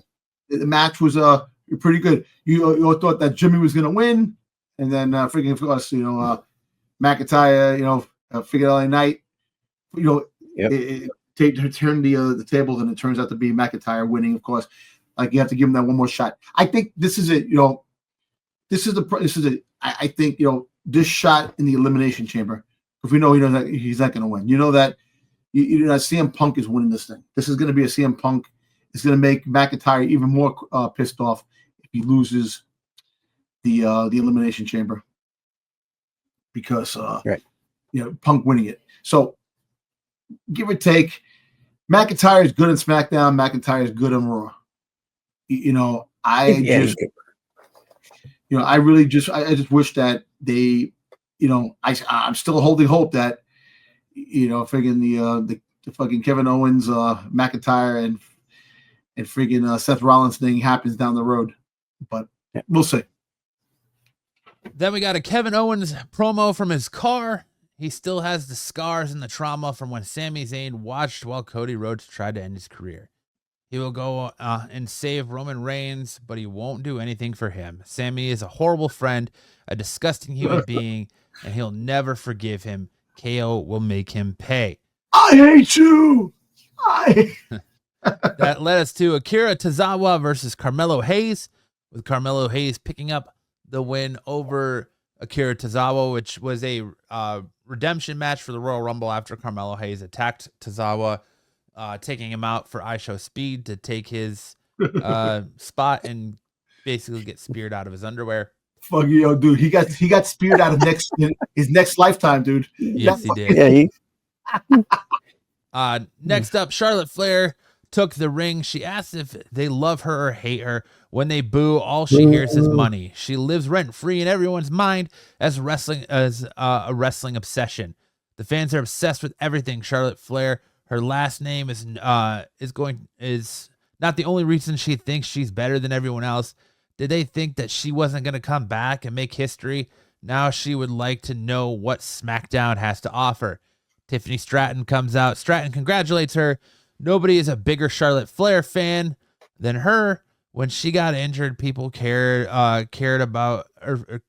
for days.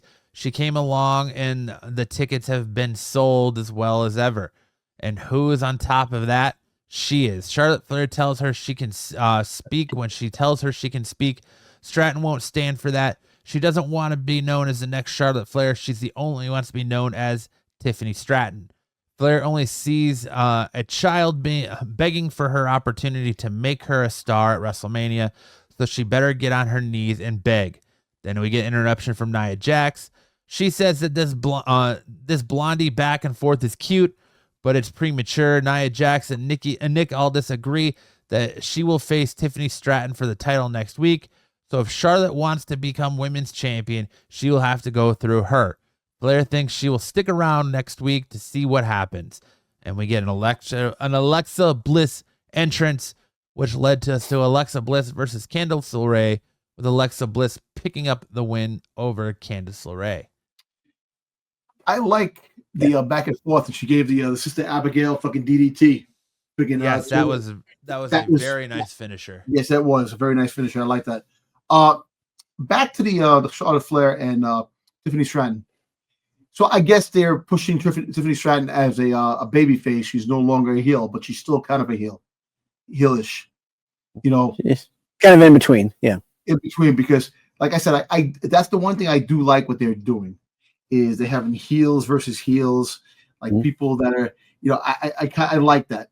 I don't like the fact that if you're good, you fight this guy and the heels never fought each other. I like the fact that everybody gets the opportunity and everybody fights. Oh, you're a heel? Oh, you're a bitch ass whining crier, man. You're this and that. Meanwhile, you're bad too. So the two bad guys fight, and then who do you vote for? Like, who do you root for?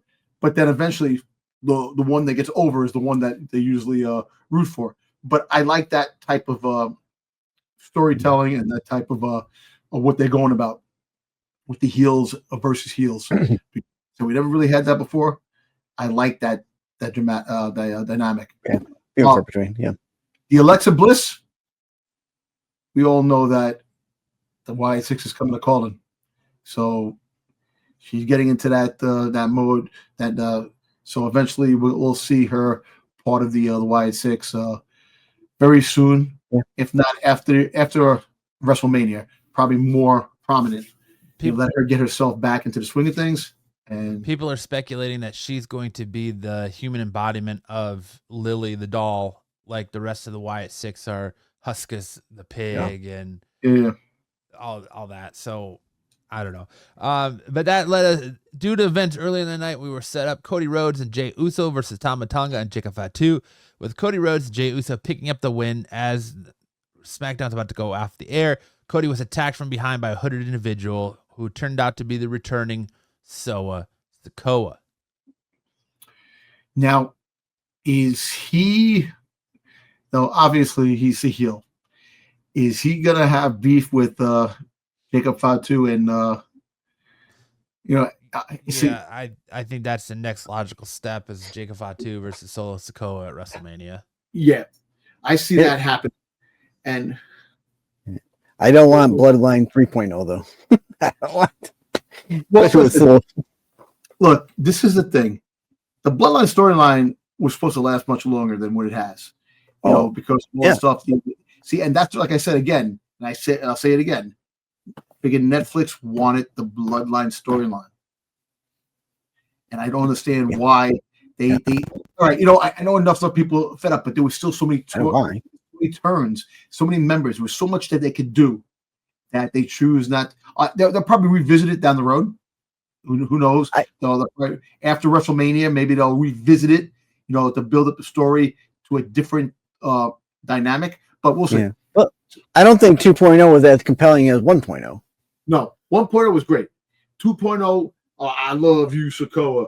You're my tribal chief. I love you, Solo. Shit that happened with The Rock was supposed to be the man behind it. Solo didn't get the job done. Solo was supposed to get his ass kicked by the members, and you find out it's The Rock that was leading the way of the 2.0 fucking bloodline to go against that. And that was the storyline that should have been. But anyway. Yeah. Right. Let's go to that takes us. I'm sorry, Matt. No, you're good. Smackdown, I actually gave it a solid A. I actually was, I liked it. I enjoyed it. What about you, Styx? I forgot to ask you guys. Sorry. My poor shitty hosting duties. That's okay. I give it an A as well. I give it an A as well. I thought each match was good, and it moved it into the next one, so I liked it. It's a solid A for me as well, I think. Good show. All right, now moving on to Raw, since I'm doing such a shoddy job of hosting the show. You're fine. You're the best. You're the best. Jey Uso starts the show. He yeets with the fans for a while until he is blindsided by Gunther, who viciously beats him up. Security and officials show up, but Gunther keeps up the assault. When he's done and Gunther is escorted away, Jey Uso grabs a microphone and tells him he will meet him at WrestleMania. Gunther returns to the ring, but is taken out by a suicide dive. Did you guys see the video of Gunther hitting a little kid in the face with his jacket? The jacket? Yes. Yeah. Did you see the guy that was next to him when he saw it? He's like, yeah, McAfee ducking the jacket throw and hitting a little kid in the face. Yeah, the kid. I don't know if the kid was crying, but I can see a loss. Yeah, I think he was aiming for the guy next to him. There's a lot of, he was aiming for McAfee, and then McAfee ducked it. But there's a lot. Again, be careful who you believe on the internet, because there's a lot of people that are just making shit up. I found in the wrestling community. What? No way. Yeah, right. But there's people out there saying, "Oh, Gunther's suspended. Gunther's going to get fired for this. He's going to get fined." I don't think that's going to happen. Like, listen, you can't put netting around the gate like baseball. Right. You can't do that. There's behind the glass.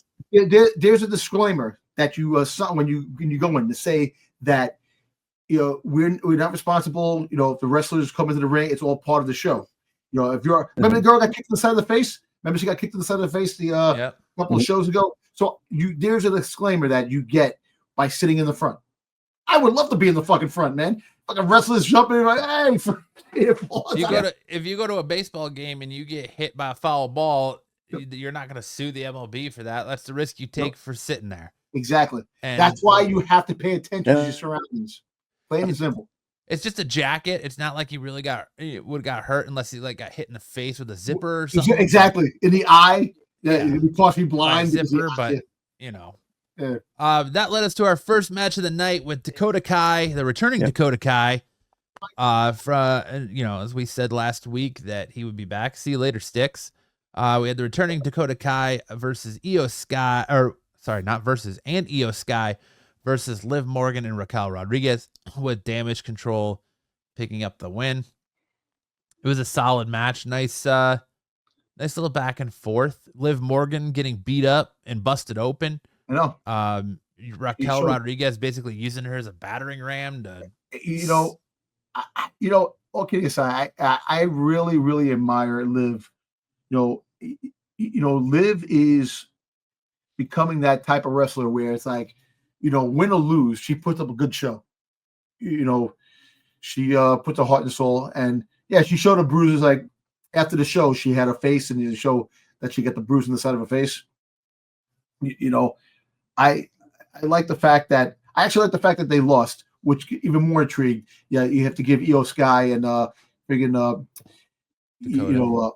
Dakota to props, winning, because look, we all know that Io Sky is going to fight Rhea Ripley now because of the interference, last week and all those things. But I love Io Sky. A lot of, like you said, that you didn't think that she was a prominent champion, that she was kind of boring, this and that. But I like the way she's acrobatic, and she does her thing. She's really really good with with her wrestling moves. You could see just the technical wrestling that she does, that she is in tune with it. But like I said, I like the way that's building. I like the way the tag team championship teams are going. I love Io Sky's in-ring ability. That's Yes. not the question. I think she's a fantastic in-ring performer. I just thought her last title run was boring. She was just a boring champion. She didn't have really any good feuds. There was no depth to it. She was just kind of a boring champion. It just kind of felt like she was a in-between champion for Rhea Ripley to get the title back, and or for Bayley to win a title back. Because I think Bayley was hurt at that time and was out, and so it just felt like she was just a placeholder, and she never really got that strong, prominent title run. I think she's a fantastic performer. I just think that her last title run was on the more boring side. I would love to see Io Sky versus Stephanie or Julia from NXT down the road. I think those would be legendary fights to give her more people that are on her level type of thing, which would definitely be nice to see. And she could show more of her abilities, So, man, in the future, let's see. Stephanie and Julia, give them about a year. They're going to be up in the main roster. They're going to push their way to the main roster because they're flooded with women in there in NXT. So definitely, I can see them coming up sooner. I think Julia will come up after her one stint with the championship.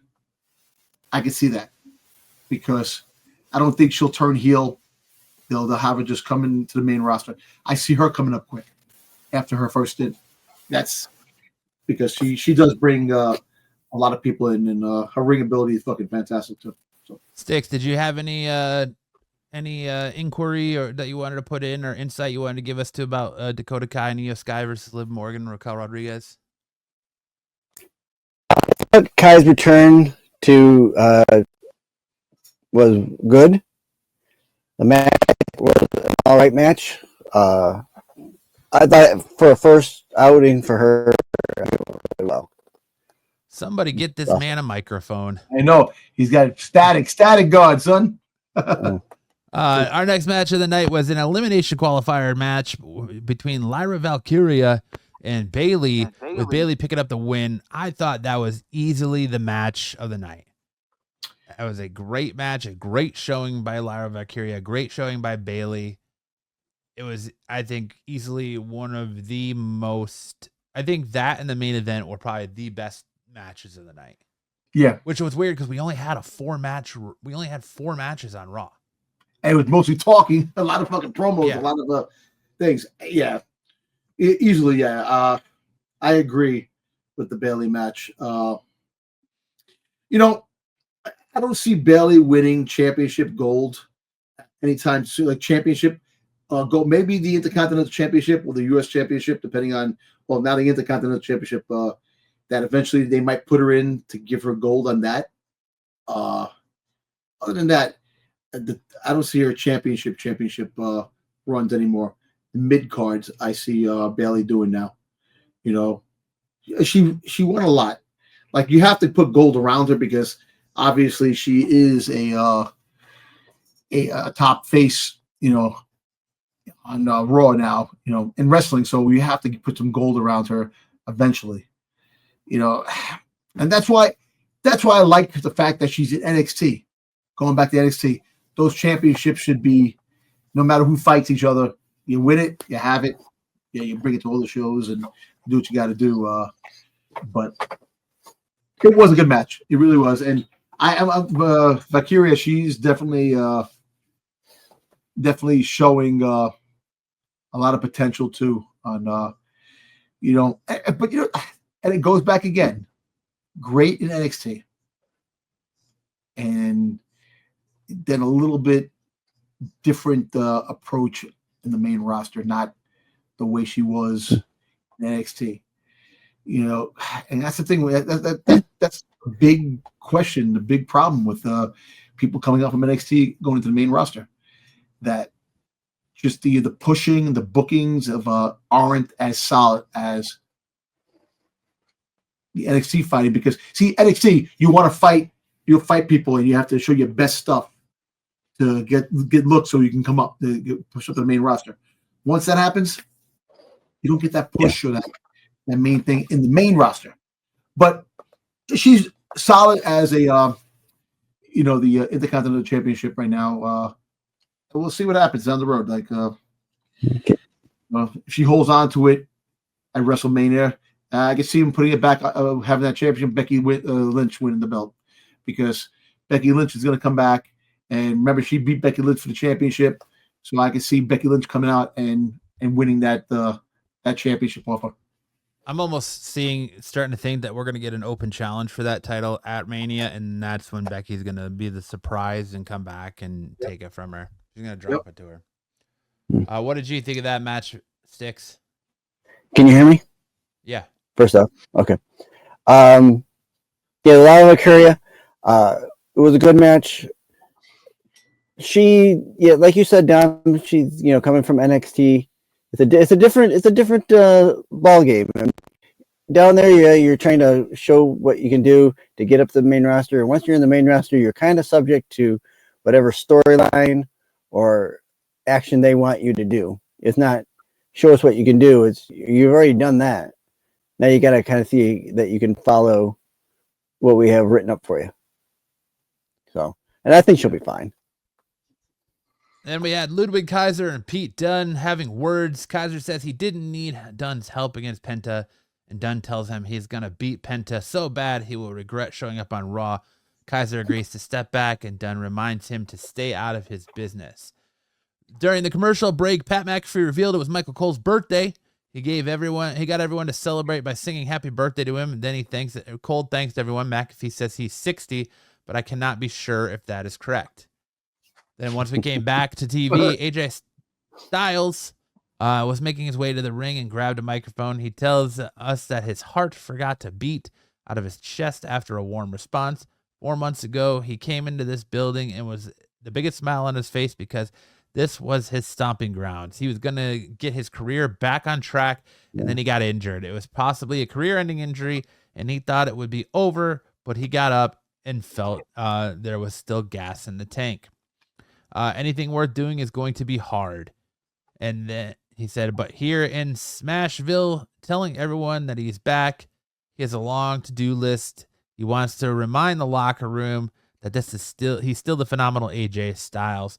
And with that said, Dominic Mysterio and Carlito interrupted him. Dirty Dom tries to talk, but is booed mercilessly. And then his fans chant AJ, as he says the only thing he has to reminded the same around here is that Judgment Day still runs Raw. All right. I'll give you a little piece of future doings that might happen. I could see AJ Styles becoming part of Judgment Day, because he had to run in this and that, because it makes sense.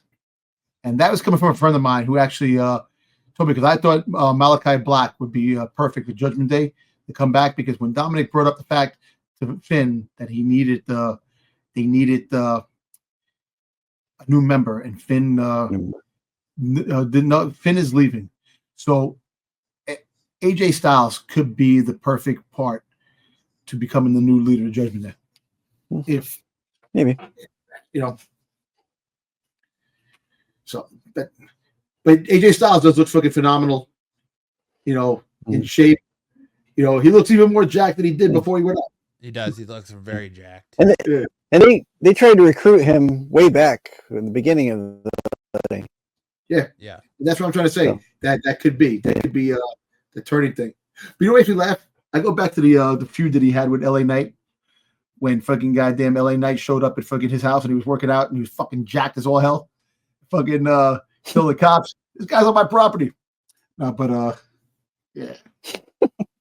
Properly jacked. Then we saw Seth Rollins have an interview with Jackie Redmond. He says that Jey Uso choosing Gunther means that all eyes are on Cody Rhodes in the WWE Championship. This means that he has to go to the Elimination Chamber to win. Finn Balor interrupts Rollins and says that the only thing people will see is his downfall. We shall see him lose to CM Punk and then lose his mind at the Royal Rumble. He is standing in the way of reaching the top. Rollins has news for him. He has unfinished business with CM Punk and Cody Rhodes. So Balor is standing in his way, and come next week, he won't be standing at all. So we got a setup for an elimination qualifier next week between Finn Balor and Seth Rollins. We saw our third match of the night, which was the tag team championship match between the War Raiders versus American Made, with the War Raiders picking up the victory via DQ after American Made stuck them with the titles. I thought that match sucked. Yes. Look, I thought the ending sucked. I think that It didn't make sense. American Made is going to eventually win the belts. They will win the belts. They're alluding to that because once freaking goddamn what's his face comes back from mastering the dark arts, Chad Gable. Lucha Libre. Yeah, he gave it. Shorty I G. think so. Shorty G, he comes back. I think the push is going to be more on them. I think eventually, and like I said, I feel bad for Chad Gable because he should win gold. He should be a champion. All the stuff that he puts in, like down the road, Intercontinental Championship, U.S. Championship, but championship, I don't see him winning. You got to give him something. See what happens. Yeah, he's a good worker for him, and he lost a lot of matches that have been just kind of story-wise losses, and not he's better than quite a lot of his opponents. Lost to Gunther after he lost the Gunther match when his little daughter was crying. Kind of. Oh yeah. He's a good heel. He's a good. The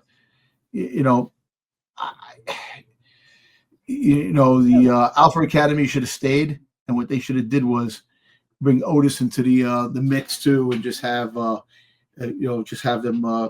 bad as heels. They're not using Otis. They're not. They rarely use them. Which kind of sucks. I don't want to see these guys getting released because there's no plans for use. I think Otis is really a good wrestler. He's funny. He's comic relief. He's when he was with Mandy Rose, they had the whole Mandy Rose thing. That was freaking great. And then Maxine Dupree was being a ladies' man. Everybody fucking loves this guy. And, they should have more of that. Break away. The whole thing. Have him just be the ladies' man. We got a little backstage, or we got a little promo between CM Punk making his way to the ring. He got a microphone and tells us a couple of weeks ago he promised he was going to win the Royal Rumble. He didn't win, but he isn't mad at Jey Uso. There's still a main event solo to fill, and he knows Cody Rhodes is sitting at home. He's already qualified for the Elimination Chamber, but one guy just put himself in the match without earning it. That guy is John Cena, and it's fair enough that he declared his shot. At some point in the match, he will get his hands on Cena and beat him down. He sends a warning to Drew McIntyre, and as for Seth Rollins or Finn Balor, whoever joins them, he has never been more confident in his life that he will win. WrestleMania 41 belongs to the man, and that man is CM Punk. We get interruption by Logan Paul, who grabs a mic and tells Punk he sees why people call him that, but unfortunately the name he'd rather call him cannot be said on TV. Why do people boo him and cheer for Punk? He has his number at the Royal Rumble, and he has his number at the Chamber. It is now time for Rey Mysterio's 15 minutes of fame. When he loses, CM Punk congratulates him for getting him at the Rumble, or for getting him at the Rumble, but don't worry about it. Don't worry about the number 61. Worry about the number 619. If he's lucky enough to get past Mysterio, he'll put him to sleep in Toronto, which led us to Rey Mysterio versus Logan Paul, which was a great showing by Logan Paul, where he debuted his new finisher, which is a modified suplex into a DDT he's calling the Pulverizer. Yes. It was great. That was great. It was a good match. Rey Mysterio really helped them along. Helped them because there was some of the fight and some of the scenes that he was a little stiff, Logan Paul, but freaking Rey Mysterio helped them make it look good. You know, and look, and I'm going to say this again, man. For someone like Logan Paul to do the shit that he's doing and all those things, better than some of the wrestlers that have been there for years, man. You know, he had crazy matches with Seth Rollins. He had crazy matches with freaking goddamn Roman Reigns. He definitely, man, is up there with the elite because of his acrobatics. You seen the fucking the moonsault that he did, freaking off the top rope with holding Rey Mysterio? Come on, man. You know, for someone that doesn't have the wrestling procedures that other wrestlers do, the training to do what he's doing, you know, Logan Paul, like I said, man, you know, you hate them, him and his brother, but you got to give them kudos to them, man. You have to for the shit that they do, man. And like you can't hate, you got to appreciate. And Logan Paul, he brings views because he's millions of fucking freaking Instagram or freaking subscribers or something like that. He brings people. He's gonna be up there, but we all know that it's gonna wind up coming down to Punk and freaking Logan Paul. Because they have that little history. They're gonna make that happen. He's gonna wind up pinning Logan Paul, and that's how he's gonna win. And look, and as for Seth Rollins, I love Seth, but I want to see Finn Balor win. I want to see Finn Balor win and go to the Elimination Chamber. You know, Seth has been there. He had his opportunity. I want to see Seth evolve more into the heel that he is going to become. Because all these losses and all these things happening, I want to see that. I want to see Finn get like one more push, like really go there because he does deserve, to have his time. You know, get there, and I love to see freaking him come out as a demon. Come out as a demon. I would too. You know, and do that, and give him a chance, and have him be one of the top performers there. And lose, of course. Well, have a rivalry with somebody, one of the other guys there. But the Logan Paul thing, like it's gonna be Logan Paul and freaking CM Punk ending the match, and CM Punk pinning Logan Paul. That's basically my look. But and like I said, that's Seth Rollins. You can always have Seth Rollins in the main stage. You know, he's going to be in the main stage. WrestleMania is going to be CM Punk, Roman Reigns, and Seth Rollins in WrestleMania. We all know that, and it will definitely bring more of a hatred towards CM Punk winning the Chamber with Seth not being there. But we all know the story is going to go. Seth is going to win. Finn Balor, I got to freaking give the opportunity. But like I said, I'd rather see Finn Balor win and go to the Elimination Chamber. The one thing I hate about Raw on Netflix is the 2.5 hour runtime. If you're going to give us 2.5 hours, it needs to be done.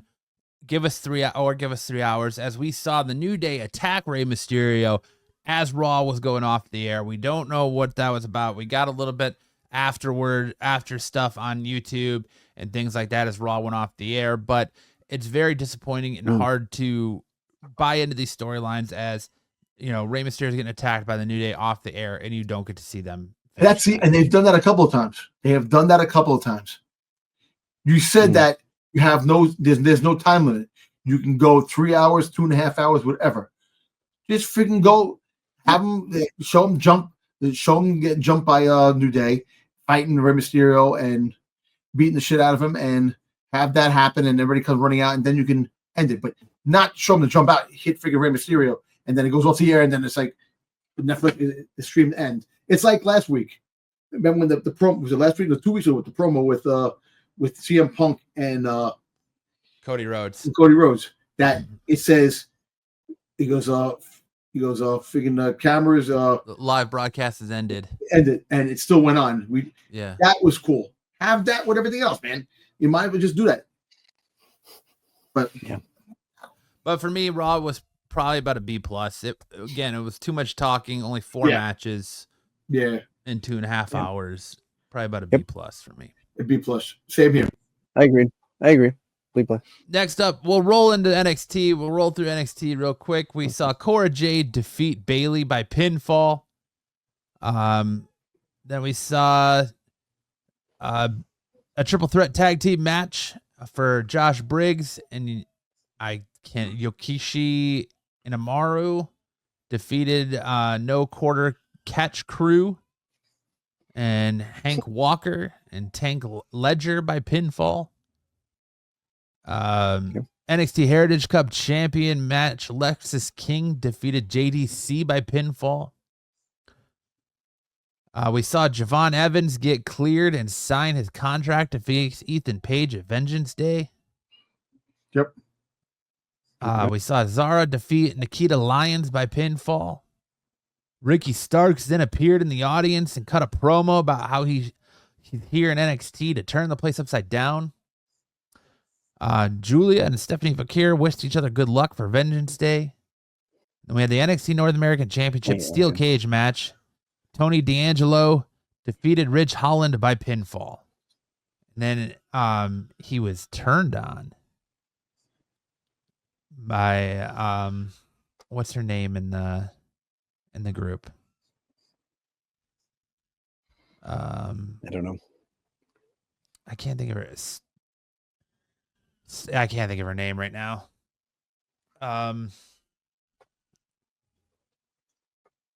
Is he? That was his name. Is he Dame? Stax Lorenzo. Moreno. Yeah, Moreno. so Dame was the one that turned on D'Angelo and hit him in the back with the crowbar, Yeah. opening the opportunity for Sean Spears to come in and take out the family alongside of her. And they ended the show with a package for Vengeance Day and another tease for the 4 superstars in a silhouette. NXT wasn't terrible this week. It was the typical go home show going into Vengeance Day. Yep. And we did get something. But No. what were you gonna say, Dom? I said we did get something. Yeah, Ricky Starks was a good, nice little Surprise. We don't have AEW tonight because we're recording this on Wednesday because we've got I've got stuff going on Thursday, so we're pre-recording this. So we have not had a chance to watch AEW, so I do not have a review of AEW written up right now. So we'll next week. What's up? We'll do it next week. Yeah, we'll do it next week. I'll That give it a leads us C. to give it a C. Yeah, I'll probably give it a D. Quick question. And, it was, I tell you what, Roxanne Perez looked good as Bayley. BBF there, nice little booty. Roxanne, come on. Yeah. You got to give the props to my women over there in NXT. I hear you. All right, so we'll turn it over to Dom, who's going to give us his spotlight on Ricky Starks. Step into the ring. The crowd is loud. Spotlight on the hero, standing fierce and proud. All right, Dom, tell the world who may not know about Mr. Okay, The Revolution will be televised. The Revolution will be televised. If everybody's seen Ricky Starks make a surprise appearance on NXT last night. We knew he was coming, but we didn't know he was going to show up yesterday. 3 hours after his release. Exactly. So he showed up, and the landscape has changed already on NXT. I put together to see about because look, we have to look at it this way. Ricky Starks has been around for a while. Like I said earlier, he was in WWE years ago and made his way through all the circuits that he did to come back full circle, to come back to the greatest organization on the face of the planet, WWE. All right, so as every week I try to put a couple of things together where the championships are more important to me when it comes to all the spotlights because of where the wrestler came from and the accolades that he did along the way to where he's going to be now. So he was born on February 21st, 1990. He's 34 years old. He's somewhat in his prime, which it's wrestlers are usually at their peak at this age. He's born in New Orleans, USA. So his ring name is Ricky Starks. Now the whole fact is that is it going to be Ricky Starks in NXT and WWE, or they didn't name him by name? So we're going to see. He might have a ring name. Have to change his ring name depending on. We'll see. They filed a trademark for a bunch of stupid names too. Yeah, I know. I think are going to all be new show talent. I don't think any of those. I think they keep him Ricky Starks. He's too well known. I think like Ethan Page or Penta. I think they keep him Ricky Starks.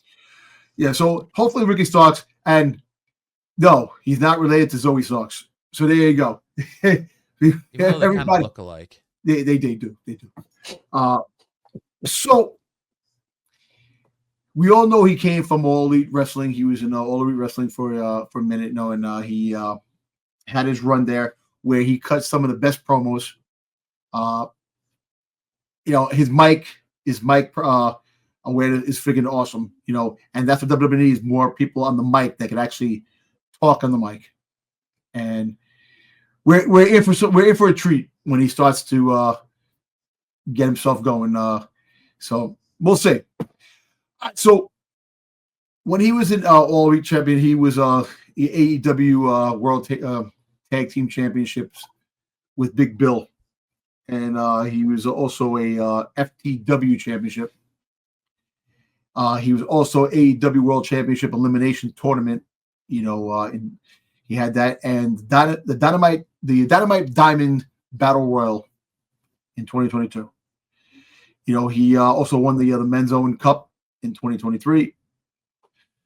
So he, in his early years, the Archery Championship of Wrestling that he wrestled in, ACW Hardcore Championship, he won. He won the ACW Televised Championship, as well the ACW Unfiled Championship. One time. Unified. So, Inspired Pro Wrestling. He was the Inspired Pro Wrestling Championship, the Inspired Pro Junior Crown Championship, and the Inspired Pro Pure Prestige Championship. Then he was with the National Wrestling Alliance, where he won the NWA. What happened? Billy Corgan, baby. Yeah. So he won the World Television Championship, the NWA World Television Championship tournament that he won, the NWA Lone Star Junior Heavyweight Championship. He was ranked Pro Wrestling Illustrated ranked 92 of the top 500 single wrestlers in the PWI 500 in 2020. In VIP wrestling, he was a VIP tag team championship. He won. He won the VIP tag team championship tournament in 2015. He was in the Archery Championship of Wrestling again. He was the ACW Hardcore Championship, the ACW Televised Championship, and the Unified Championship one time again. I think I repeated that by mistake, but in DEFY Wrestling, he was the DEFY World Championship. Also, the Dojo Pro Wrestling, he was the Dojo Pro White Belt Championship. He won. And ESPN, he was a Breakthrough Wrestler of the Year in 2022. He also had Imperial Wrestling Revolution. He was the IWR Revolutionary Championship. He won it as well. And then Wrestle Circus, he was the WC Big Top Tag Team Championship and the Extreme Championship Wrestling with the XCW Heavyweight Championship. So he has won championship gold in these other organizations. So no wonder why the WWE, it was very high on him, getting him. Even though they had him, because most of these wrestlers that they had, that they let go, like say his name and he appears, I believe in Joe Hendry, was part of WWE at one time, and they let him go. Only to get him back because now they're popular. But this would be good things with Ricky Stark coming in. And like I said, I hope he stays with the NXT for a minute to really build up the men brand, because they're lacking in the men's division. They need more top talent, and we'll see how it turns out. But yeah, that was the little rundown of his championships and Ricky Starks. Let's see, and the Revolution will be televised.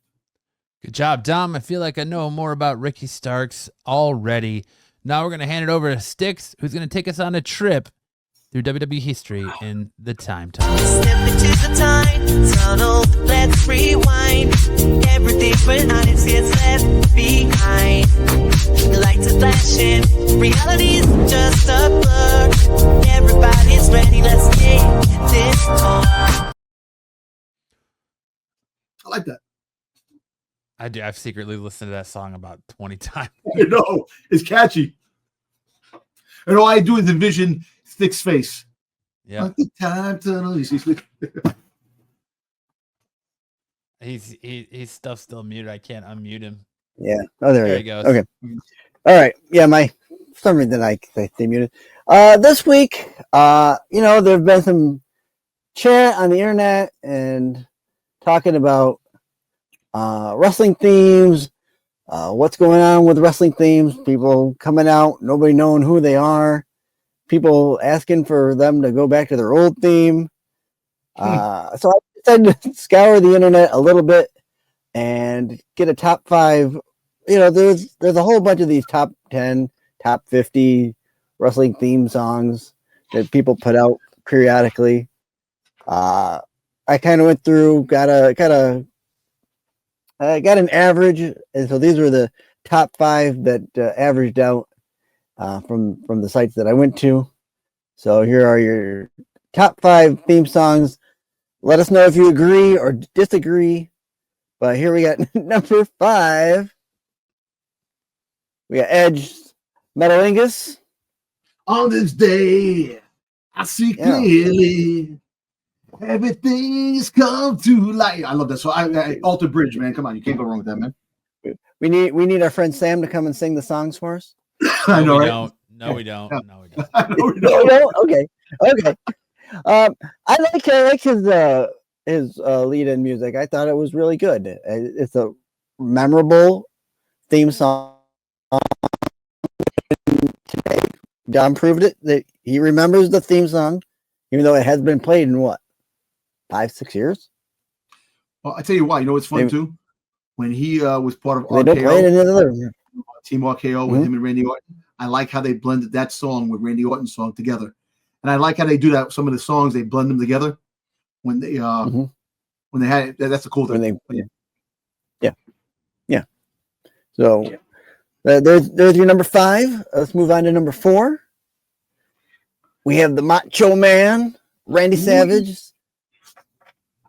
Pomp and Circumstance, otherwise known as like Graduation March, or but it's an iconic song. You hear it everywhere. A lot of times people mistake it. Why are they playing Macho Man's theme at my graduation? Like I can remember people saying, "Oh yeah, let me tell you something, brother." They're biting the string. Now listen, it's funny. They should play his rap song. When he had the rap music. Oh no, they should not. No, they should not. No, they should. I need that about as much as I need Sam singing these theme songs. Sam, we love you, man. Don't worry about it. Styx froze. Oh no, Styx froze. Oh no, Frozen Styx. All right, you there, Styx? Yeah, I'm spinning here. Let's go on to number 3. which is Oh, he's making the Dennis Barger face. Number 3 is Chris Jericho's Break the Walls Down. It sticks, buddy. That's a great look for you, buddy. Right. Oh, poor Styx. All right. At number 2, we have The Undertaker. The back Styx, you good? Back? You want to try again? I don't know. I'll be here. Yeah, Chris Jericho's Break the Walls of Jericho is not my favorite theme song, but it is still a memorable theme song because the way he was introduced into WWE with the whole countdown. I like that. Coming down and having him show up. You know, it was a decent intro.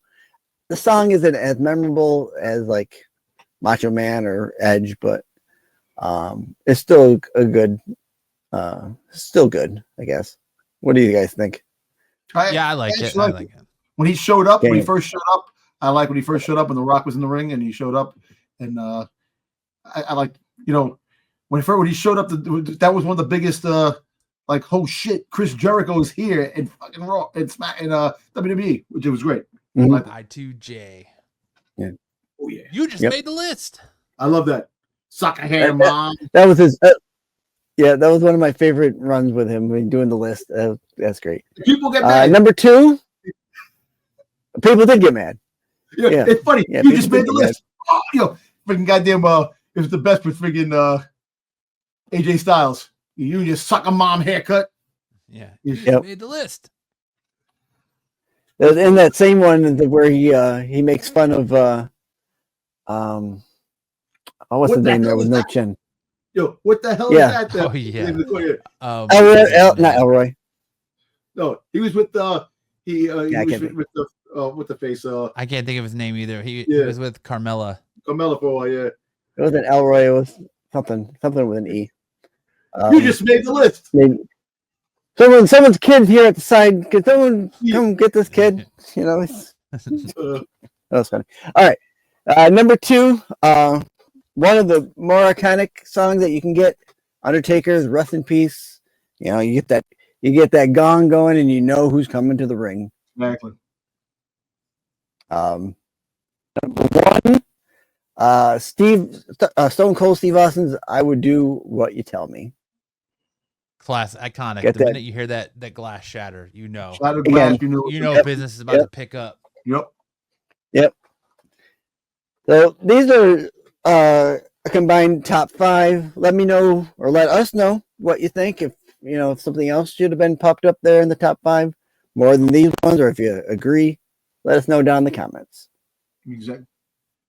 All right. Good job, Styx. Good job, Dom. Very informative. I feel like I've learned a lot tonight. We are going to. You do need new internet. Yes, that is a given. That is not a secret. That's probably the worst kept secret in podcasting, that you need new internet. Real quick, we're gonna run through our predictions, match winners for Vengeance Day on Saturday. So if you got nothing else to do, I mean, you should be watching SNS Saturday night. But if for some reason you're not watching SNS, make sure to check out WWE Vengeance Day on Peacock at a 6 Eastern start time, 3 Pacific. Our first match, we're going to go through Obafemi versus Austin Theory versus Grayson Waller for the NXT Championship triple threat match. Dom, who do you have in this match? Freaking I got Obafemi. I have Obafemi because I think this is where Waller and Austin finally part ways. I think they want the championship gold, and I think he wins and they go at it, and that's how you have you're gonna have them go at each other later on. That's gonna be their rivalry. So Obafemi wins again. Yeah. I mean, if it's a triple threat, I mean, they're going to have to go against each other at some point in this match, right? I mean, Obafemi might be out and yeah, I'm going to take Obafemi as well. I think, again, no love lost for A-Town Down Under. I think this group needs to split. They need to split for a while. Grayson Waller's another one that had an NXT career and then got brought up and was kind of just paired with, another struggling WWE talent in Austin Theory. Vince McMahon, like I said before, he's always going to be saddled with that title of Vince McMahon's boy, like Drew McIntyre was. I see Obafemi going over here. There's no reason for these two main roster talents to go after or win this title. It's going to be Obafemi. Yep. Yeah, agreed. Up next, we have the NXT Women's Championship match: Julia versus Bayley versus Roxanne Perez versus Cora Jade in a fatal 4-way match. Who do you got in this one, Styx? I got Cora Jade taking this one down. Cora Jade, huh? Really? Yeah, I do. Interesting. Yeah, I think it's going to be a good match for her to step in. Not that I don't like the champion now, but I like Cora Jade. I think Julia retains. I think she's going to hold the belt till Stand and Deliver. What about you, Dom? I think Julia wins because I see the rivalry between Roxanne Perez and Bayley going higher, because now that Roxanne Perez is part of the main roster, there's going to be more of a rivalry there. And Cora Jade, I think, is coming up. I think she's going to wind up finding a way to get up there too. And I think she's going to be kind of pissed at Roxanne Perez, or actually help Roxanne Perez fight with Bayley. But Julia, my girl Julia, is going to win. She's going to hold on to the belt, and that's it. She got it. God bless Cora Jade and her new assets. Oh, you know. Absolutely. I'm telling you, man. I'm telling you. Very lovely. She got some, as the king would say, puppies. Next up, we have Fallon Helen versus Stephanie Vacquier, NXT Women's North American Championship title match. I think Stephanie Vacquier takes this match. I think she wins and is the new Women's North American title, North American champion. Who do you got in this one, Dom? I got Stephanie Vacquier. I want to see her do that move on her. I just want to see butt shot after butt shot. I'm sorry, man, and I'm not trying to be rude, but I love Stephanie. She's got the assets, and she's gonna win. Styx. I'm going to agree with both of you. Stephanie Vacquier in this match. Mm. And then next up, we have Javon Evans versus Ethan Page. Who you got in this one, Dom? I got Ethan Page, man. I think Ethan Page needs to start really building his too much of of the jokes that he had when he was fighting Trick and all these things that he hasn't really. I want to see that push now. Because Ethan Page is much better wrestler than they're showing him on NXT. I think he starts to win. I think this is where you get Ethan Page, starting to really build up the momentum. So Ethan Page is taking this. Styx, who you got? Yeah, I'm gonna take Ethan Page as well. I think he's been doing really good in NXT, and I think they're gonna try and keep him going that route. I agree. You've got to get more of a serious turn on for what he's doing in the ring. He's been a little bit of a joke here and there, but I think here he'll take it over. I want to see him fight. I want to see him get the momentum where he could have some great matches with Ricky Starks. That's what I want to see. Mm-hmm. Yeah, I think Ethan Page wins this one just because Javon Evans has that broken wired jaw. It's going to be a big target, and Ethan Page is going to exploit it masterfully. Yep. And then we have Nathan Fraser and Axum versus Josh Briggs and Yokashe and Samura. I can't pronounce that name. NXT Tag Team Champions. Inamura. Yeah, Inamura. NXT Championship title match. Who we got in this one? Start with Styx. I'm going to say that the champions are going to hold on to those belts a little longer. Not that I don't like it, and I think they do good, but I think they'll hold on to these titles a little bit longer. Dom? I actually think opposite. I think Josh Briggs and Yoshi Imamura, saying it right? Inamura. Yeah, I think they win due to outside interference. I think they lose the belts on this. Okay. Yeah, I'm gonna agree with Dom. Briggs and Inamura are gonna take it home. Yeah. But that's it. That's our show for this week. Make sure to check us out next week to see if hopefully our picks were a lot better for NXT than they were for the Royal Rumble. Yeah, no, right. Congratulations again to Dom for being the only person on the internet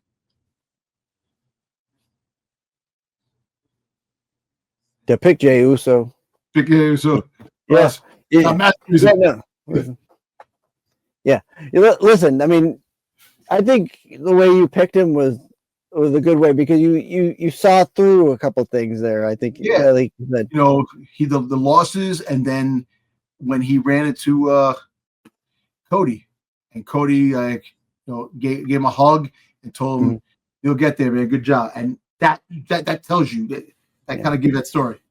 Yeah, it was insightful on that one. As we, gee, Matt, my internet must have been infected poor Matt up there. I don't know if he's coming back.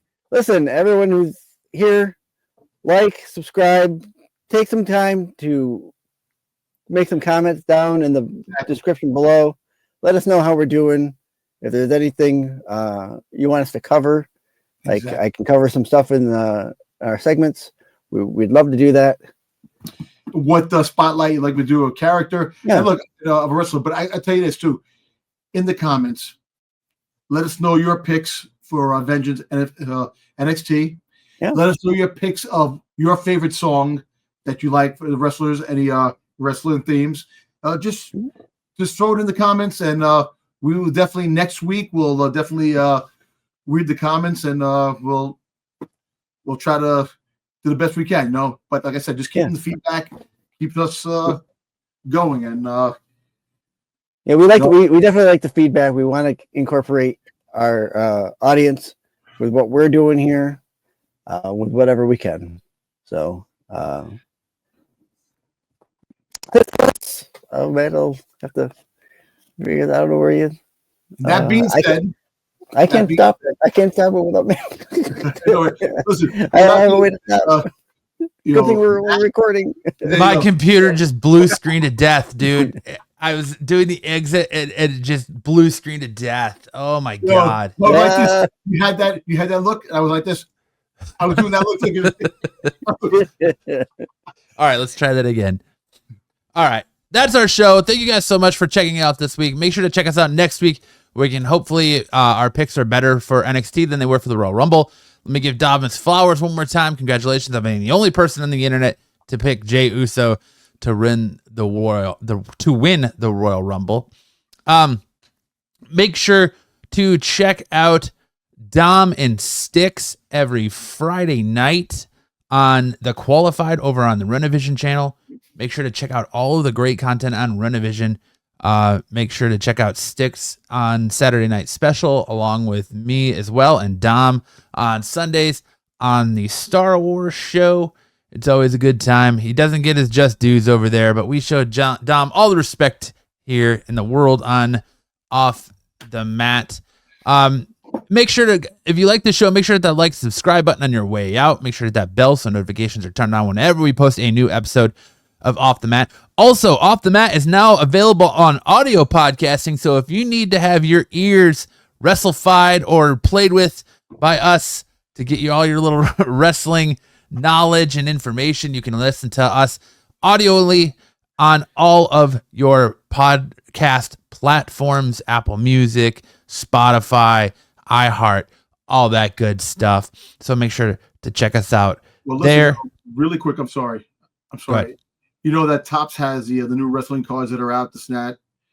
Yep. Dominic Mysterio has said that he wants his one-of-one card. If somebody pulls it, I don't know what you'll get, but reach out to Dominic Mysterio. If anybody pulls out that one-of-one friggin' card that he wants from Top. So hey, that's a pretty cool card. I think anybody who pulls out any one-of-one of any of the wrestlers, man, give me some wrestling tickets, man. Just put me on the show. Just shout my name out. Shout my name out in the wrestling. Yeah, Domtober. That's it. I'll take I want a title shot. Damn it. exactly. Yeah, On that title note, make sure to leave a comment below as it goes a long way to help with the algorithm. And I must bid you adieu for now, anyways. Goodbye, mwah, good night, and bang. We'll see you guys next week. In the ring, the lights go down. Roaring crowd, they scream and shout. Chants echo, shaking the ground. Warriors clash, the game is found.